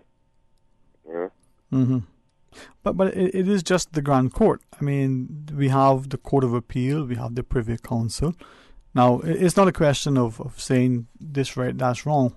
What I was just trying to ask is that as I understand the two things: one, the legal system, the lower courts can be decisions can be appealed to the higher courts, and until the highest court it makes a ruling, then the decision can always be subject to appeal. And then secondly, as I understand our Constitution, the making of laws, amendments and passage rests with the Legislative Assembly and not with the courts that we see, is the case in, say, the U.S., for example. So that may be unfortunate, creating some unfortunate confusion for some. That is right. Yeah. That is right. Because what he's trying to say is, I thought he said we were going to go independent. The Premier, you mean? Yeah. to show, you know. But he let it. He didn't even say a word. Didn't do nothing. I don't know. Well, you know, we I want to hear from you, but just maybe opportune time. We have hopefully, you know, nothing changes. We have a discussion scheduled tomorrow. Some very, very knowledgeable, you know, level-headed, not just intelligent but respectable and respectful people, you know, expected to be on our panel tomorrow to discuss some of these issues, you know. So that's part of it. You probably recall that we had a similar discussion some weeks back, just speaking to the issue from a societal perspective. Not, hopefully people don't see it. I try not to, you know. Yeah. But you know, my thing is to, you know, is like, okay, Mr. Alden, you ready to go independent, you know, to stop this. Then all of a sudden you realize, well, probably this might boost the population, so let's let it go. Let's do that. And then you rather take on the LGBTQ community, rather embrace them, you know, than embrace some rastas or some ganja smoking people. Understand? Yeah. He don't like them at all, but he would kiss up and hug up with everybody else, you understand? So sorry, Mr. Alden. I don't believe that. Yeah, man. Well, I hear you, man. We got the news, but anything else before we go you want to share? No, sir. Just all have right. a good day. You too, man. You too. And I need to soon make an order soon. So, but thank you, right? All right. It's open line. Want to hear from you. As we go to the news, call. When we come back, we can join you. Stay tuned for Talk Today. Satisfaction is guaranteed 24 hours a day, whether it's music or information. From Grand Cayman to Cayman Brac to Little Cayman, we've got you covered. You ever hear a thing like that? Radio Cayman in the Cayman Islands. Radio Cayman. Radio Cayman's newsroom. These are the biggest stories right now. With your latest headlines, I'm April Cummings. More than 3,600 people have signed an online petition calling on the Cayman Islands government to put the marriage definition matters to a people-initiated referendum prior to December 2019 or as soon as possible.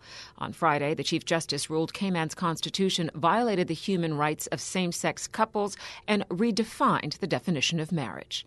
In international headlines, Britain is running out of time and options for Brexit. UK lawmakers have 3 times now rejected the divorce deal struck between Prime Minister Theresa May's government and the European Union. But they've also failed to find a majority for any alternative. Facing an April 12th deadline to present the EU with a new Brexit proposal or cash out of the bloc, lawmakers met for new votes today to try to agree on a plan. May has not given up hope of persuading Parliament to back her Brexit deal if she asks a 4th time. Also in the headlines, the U.S. and its allies are stepping up cooperation in response to Russian aggression, that according to NATO Secretary General Jens Stoltenberg today, while playing down differences among members as the military alliance marks its 70th anniversary. Foreign ministers from NATO countries are meeting in Washington this week. They are determined to show a united front in the midst of a long military stalemate in Afghanistan, and tensions with Russia now return to Cold War-era levels. A 26-foot sperm whale found dead off Sardinia with 48.5 pounds of plastic in its belly has prompted the World Wildlife Federation to sound an alarm today over the dangers of plastic waste in the Mediterranean Sea. The environmental group said the garbage recovered from the sperm whale's stomach included a corrugated tube for electrical works, plastic plates, shopping bags, tangled fishing lines, and a washing detergent package with its barcode still legible. Those are your headlines from Radio Cayman's newsroom. I'm April Cummings. Radio Cayman, the voice of the Cayman Islands. What's happening in your community? News and information, music and more. You can find us. www.radiocayman.gov.ky. Like us on Facebook and follow us on Twitter. Radio Cayman is your choice, your voice for today's biggest news. Radio Cayman.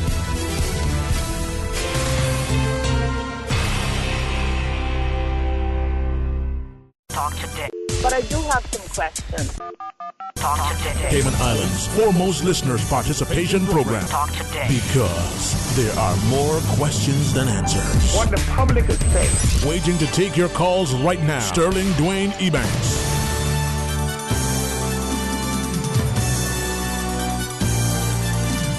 Hey, good afternoon. Welcome back to Talk Today. It's open line as we go straight to our phones. Welcome. You're on Talk Today. Good afternoon, Dwayne. How are you? Very blessed and thankful. How about yourself? I'm the same. Amen. Blessed and thankful to be here for another day. God has granted us another day. Amen.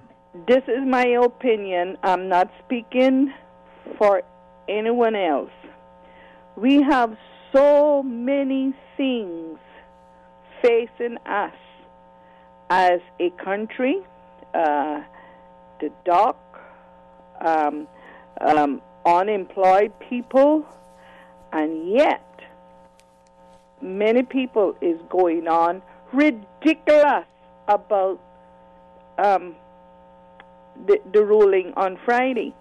Now, as we all know, if we haven't been told, I'm going to say things that I've learned from childhood, from experience.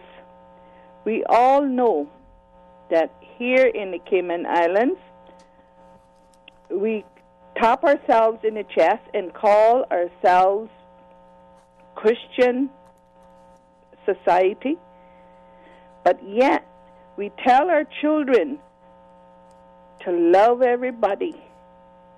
Those two people are human beings. Are we not going to love them? When judgment comes, they would be judged accordingly. We know of people in this island that married their first cousins. Incest in this island. The churches never did anything about it. The churches never talked about it.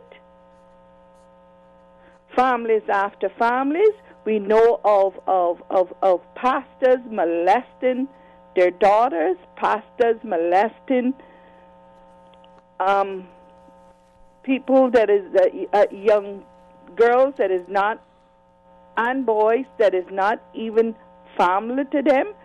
Did the churches talk about it? There is people in this island that they think because they hold up their hand in church and say praise God, when they go to church, that nobody else knows what's going on in their closet or in their home. There is people in this island, men beating their wives. The church knows about it. Did the church do anything about it? Was any petitions sent around for people to sign and say let's put an end to all this abuse? We are taught by the Bible to love our neighbors, to love ourselves, love our neighbors, and they are human beings. In my opinion, whatever they do with their lives is their business. And also, we need to come to reality. Reality. We have had gay people here from the time God put this little island on a rock. We have always had gay people. If they wanted to get, they don't have to get married here, you know. There is married couples here, but they're doing very well. Gay people to me are kind, they're loving, they're neat, and they're human beings. We cannot tell our children to love each other and love our friends and love, but please ignore those people because they're gay. They're not like us, so we got to ignore. Get real. That's what I got to say. Yes, ma'am. All of them. And it's my opinion and my opinion only. We got much more important things to think about and let's get settled, like in destroying the environment every day. There's no petitions out there about what we gotta destroy next, and our economy is a very fragile one. Banking and tourism. You pull that away, we got nothing. We have no resources, no nothing. That's so all this thing about signing petitions and signing petition in a church that we tell the people, you got to love this one, but ignore this one because they're not like us, that is wrong. I don't care which minister did it. If my mother had did it, God rest her soul, I would tell her she is wrong. Yes, ma'am. Well, thank you very much. Thank you too, ma'am. Thank you. And with that, let's join our other callers. Good afternoon. You're on Talk Today. Good afternoon, Sterling. Afternoon again, ma'am. Welcome back. Oh, I am lost for words. Sterling got me all shook up. Sterling, I love you. But, I'm not going to say anything much in regards to what's happening right now. Mm-hmm. I leave it to see what the outcome will be down the line. You understand? They are human, and I'm not going to condone them for what they want, how they want to live their life. I just pray and hope that our society don't come overwhelmed, that, we'll be out here, oh my God, look at this, oh my God, look at that, and all that kind of crap, you understand? But, anyhow, Sterling, I just want to say that, Mr. Sanders said something in regards, he's not saying it should happen, but, retirement, 70, something in that form. But like I say, retirement should be something, it should be a choice of the individual, as well as the pension should be a choice for each individual. And Sterling, I want to say that we have a lot of people here on work permits, and we got people in the homes taking care of people, and they have high blood pressure, they got sugar, and they got some form of sickness somewhere down the line.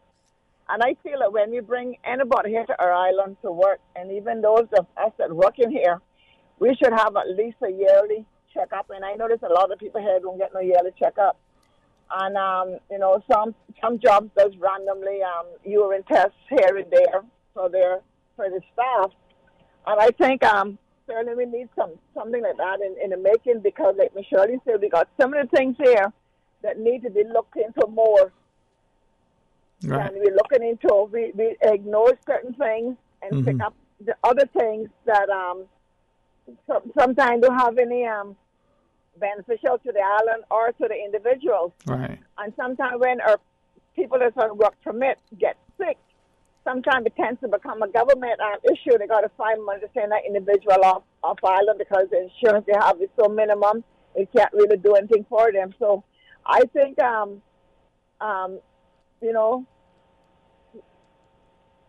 retirement, I'm not going to say insurance, but retirement and pension should be to the individual choice.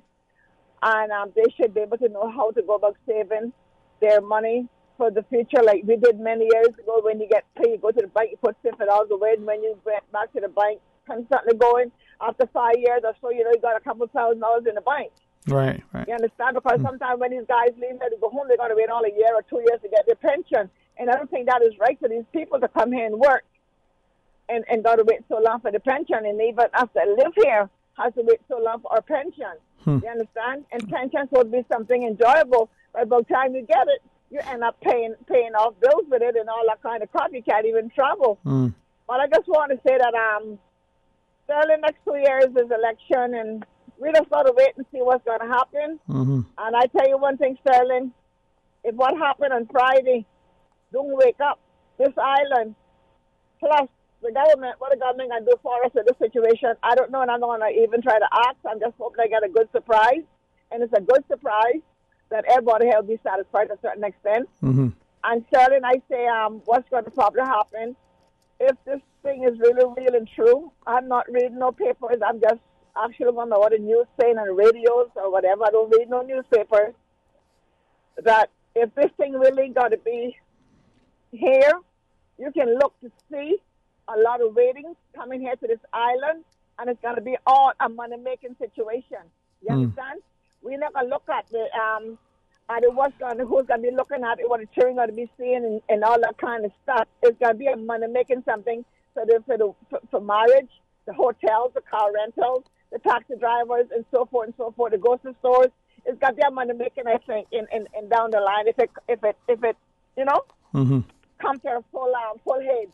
All right. You know? And like you said, and we know, we have always had it here, but it's not really an outburst situation. Some of them here is very discreet, and we're getting a few now who's getting really, sharp and spunky and coming out and don't care how you look at me, how I walk, or how I talk, or how I look, what the case may be. But I just ask God to please have mercy on us here in the Cayman Islands. Thank you so much. Thank you, too. And with that, final break. We've got the callers respectfully. Just stay, and we'll join you right after we return. Awake your taste at Daily Grind Cafe, Cayman's longest-running coffee shop. Enjoy our cozy ambiance at Dr. Roy Drive, Georgetown. Or visit us online to view our delectable menu and for limited-time offers at dailygrindcayman.com. Did you know that the Department of Environmental Health operates a recycling program in the Cayman Islands? Recyclables such as number 1 and 2 plastics, tin and aluminum cans, cardboard, as well as glass and ceramic items are recycled on Grand Cayman by the DEH. Take these items to the recycling depots located at all Foster's supermarkets, Kirk Market, and Hurley's Grand Harbor. Remember, keep the Cayman Islands clean. Reduce, reuse, and recycle. For more information about recycling, please visit DEH website at www.deh.gov.ky.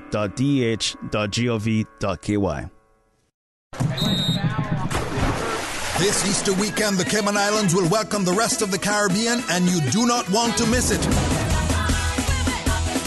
Carifta 2019 takes place at the Truman Bodden Sports Complex from April 20th to 22nd. Watch the region's most talented track and field athletes compete and come cheer on your Cayman athletes. Get ready to raise your flags at the Caribbean's biggest athletic event this Easter weekend. It's Carifta 2019. Tickets start as low as $10. On sale now at caymancarifta2019.ky. See you at the games. Carifta 2019. It's all about unity. Together. Get your tickets now at caymancarifta2019.ky. Brought to you by the Cayman Islands Government, CUC, Salt Technology Group, the Cayman Islands Athletic Association, DART, Miracle Broker, Maples Group, Pinnacle Media, World Gym, and Radio Cayman. Talk today. But I do have some questions. Talk today. Cayman Islands' foremost listeners participation program. Talk today. Because there are more questions than answers. What the public is saying. Waiting to take your calls right now. Sterling Dwayne Ebanks.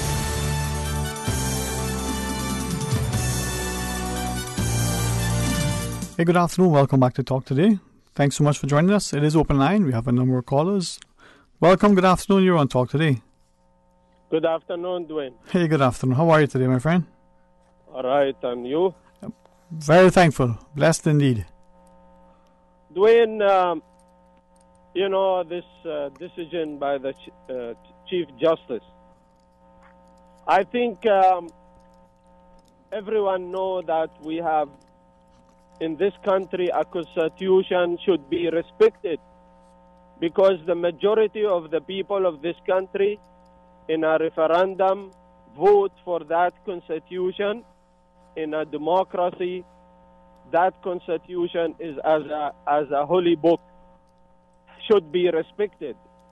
And when the Chief Justice come and change the constitution, it is number one, disrespect to the 19 elected honorable members of this country. Right, but just for clarity, and I'll try to keep confirming this and make sure my understanding is correct.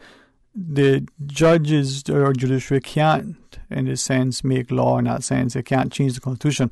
Now, we're going to have some discussions tomorrow that may speak to that in a different way in relation to the judge-made law. But in this instance, the laws have to be made by the Legislative Assembly and not by the judges through a ruling. Yeah, but when here I call as a person who know that this Chief Justice, since the ruling, if you remember, in Tara River case, lose the trust of the people of this country from that case, and we call in today in his immediate, he have to hand immediately his resignation, because we need somebody in that position who know how to respect the constitution of this country, the respect the religious people of this country, the elderly people, the godly people of this country, and respect the people of this country. If the Chief Justice in his own born country did that decision, you see, will be 200,000 Jamaicans will be coming out and demonstration against him, and I don't know what will happen. Also, more demonstration and more problems will happen because of such wrong decision he take, and I call in his resignation again.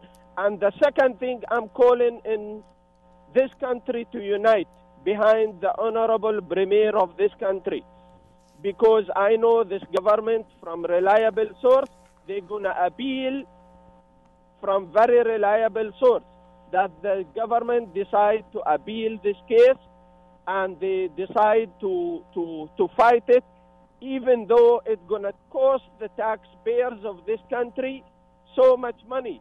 But I encourage them to fight this case and to take it no matter how much it costs, because this is the dignity and integrity of the godly people in this country, the religious people in this country.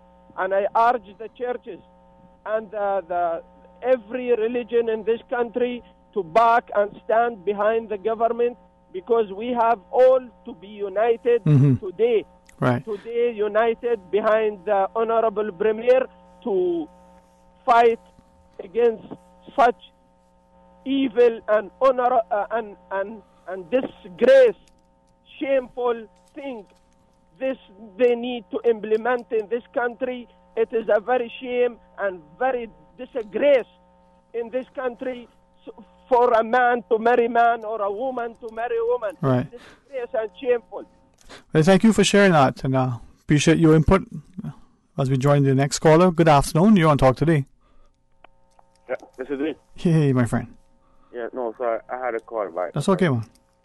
I listened to the last couple of callers, and I agree with what they're saying. Why I say there, I didn't want to make it sound, or if I sounded like I daring Mr. Premier to go independent. Because sometimes they might probably say, "Oh well," I know he's not listening anyway, but still, I don't want to catch it. I don't want him to catch the idea that I daring you to go independent. But what I try and say is that okay, if they got human rights, right, to feel good, how they got to feel good, right? If we my human rights is, you understand? If my human rights is as somebody that protesting for something like medicine, or my way to choose, my right to choose my own intoxicants. You understand? Right. That's basically what I'm trying to say. And the next thing is, if all these problems that we having, like with the last callers were talking about elderly having to get the checkup, and people not getting the right pay, and people just missing the basic health care and needs and stuff. We can cover all of this if you take away the $200 million that I'm going to repeat every time to spend, fighting these plants that God made again. You understand? Benjamin. God. You understand? More things we can do with better together. All right? Yeah. All right. Hey, thanks very much, man. Thanks very much. Good afternoon. You're on Talk Today. Thanks for joining us. Good afternoon, Sterling. Hey, how's it going today, bro? Yeah, but Sterling, boy, I crossed now. I vexed now. I lost these Saturday night. And, and I educated myself with that, right? Over this, right? Listen, like I said again, right? It's a murder flaws and a viability living development conditions. Mm-hmm. The whole scenario, the whole credence of it, how to accept it, it to believe in morality, right? It erosion compared to the uni, right? And so then, like I said again, that ruling on Friday, right? I know what kind of unicorn decision that was, though. But I know that in higher America, the UK, will force it down, see me, right? And so then, you got to set a demarcation, right? You set bounds and limits now. You got to set the trend now. Because do those proceedings, right? Do litigations and discussions, it's pertinent now. So you analyze the situation, but I don't endorse that lifestyle. It's not I don't endorse it. Right? No more perfect, right? And came on now, right? Like I say again, 2009 election, I never vote for no constitution. I put N/E not applicable, and I vote for it. You know? Because it's very ambiguous. It has doubts in interpretation of it. Right? And doing live TV, 2008, I was watching it. And I still what kind of puzzle book with it. So I never vote for it. You know? Gradually, you live and learn, right? It's done in, okay, man, no? It's a divergent, right? We should be looking at one thing. That beneficial, that predominant, you know? That legit and lucrative, but they don't look into that. You know? You don't have any chaos going on, no? Huh? People flaying up over it. I lost Saturday night, partial Friday too, over it. And I took myself dead over it. Right? You know? So I hope the government gets resolved quickly, swiftly. Right? Clarify good. Right? And it's telling it open all of our gates now. You know? Whorehouse, brothel, cheaper to come. Right? And like get to the max legalized. But you see, people fear that now. Taboo. You see what I'm saying? It's all about proliferation and procreation now. Right. You know, but it doesn't late that house go to the gate now. Because King, the future king now, Prince Charles now, he's the king man, is in opulent position, wealth of possession. And that money currencies should be spread globally. Right? That from his perspective, which is true. And that's from the UK now, that's from our fiduciary, our trust and thing. You tell you. So now why don't people come down here and it's a turn for office? So they can dip in that price. They just want that money. Yeah. That's not covered about now. No opposition, Trevor Corbyn. You know what I mean? I don't use up no profanity today, no bad words. Yeah, I was stacking the colours, sir. Of course, man. More time, sorry. More time, man. Thank you, too. And let's go to our caller. Welcome you on Talk Today. Good afternoon, Mr. Starling. Afternoon, sir. How are you? Oh, pretty good. I was chatting with OC this morning, but he cut me off before I had a chance to explain myself. First of all, I am not interested in marrying two women or three. Right? I was married 3 different times and I had enough problems. The point I was trying to come across is that they're setting a very dangerous precedent with this gay marriage.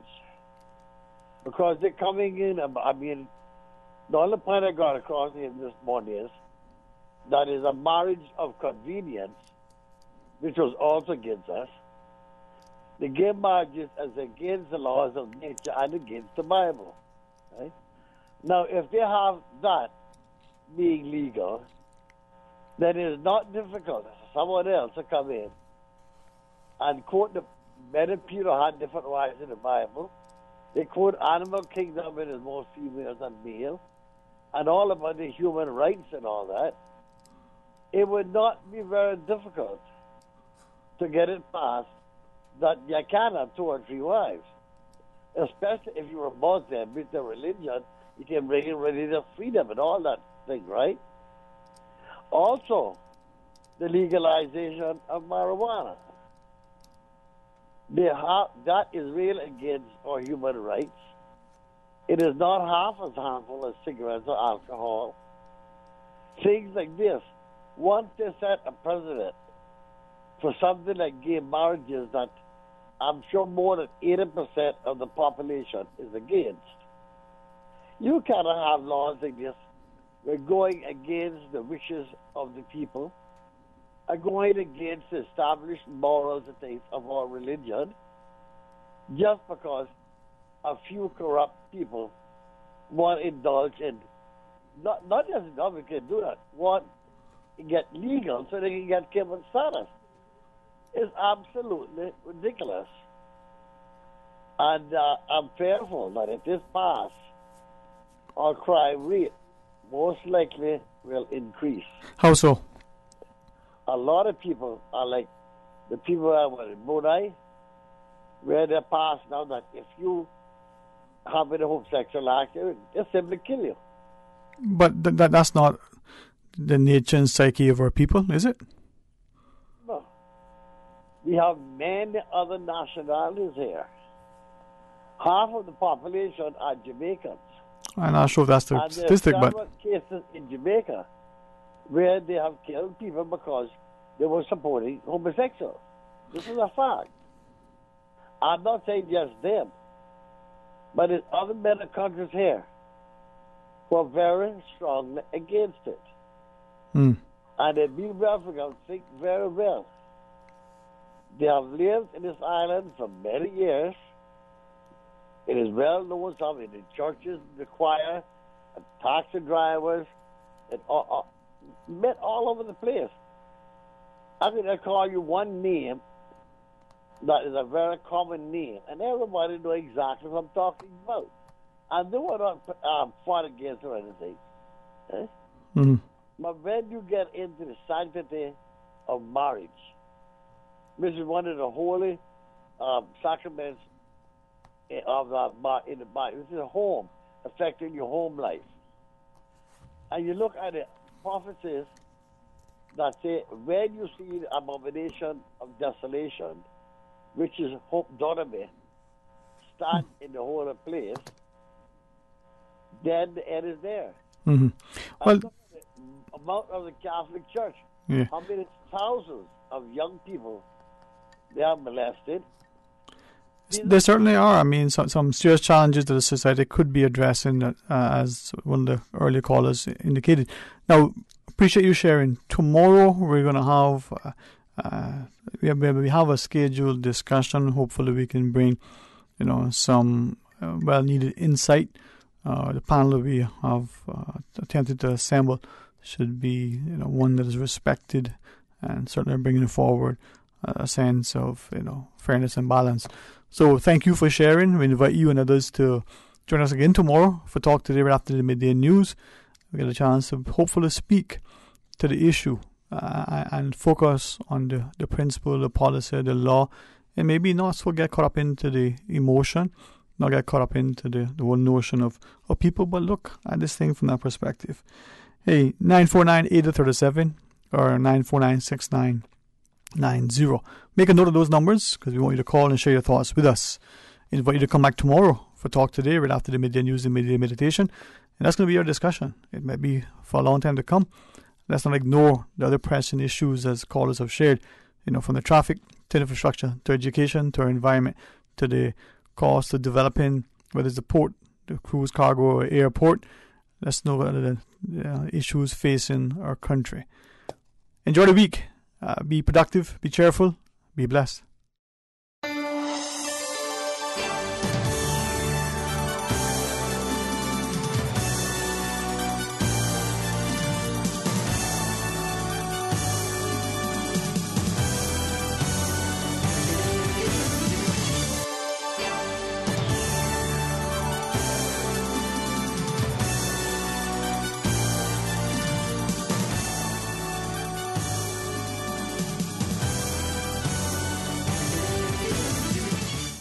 Shaken yet standing firm.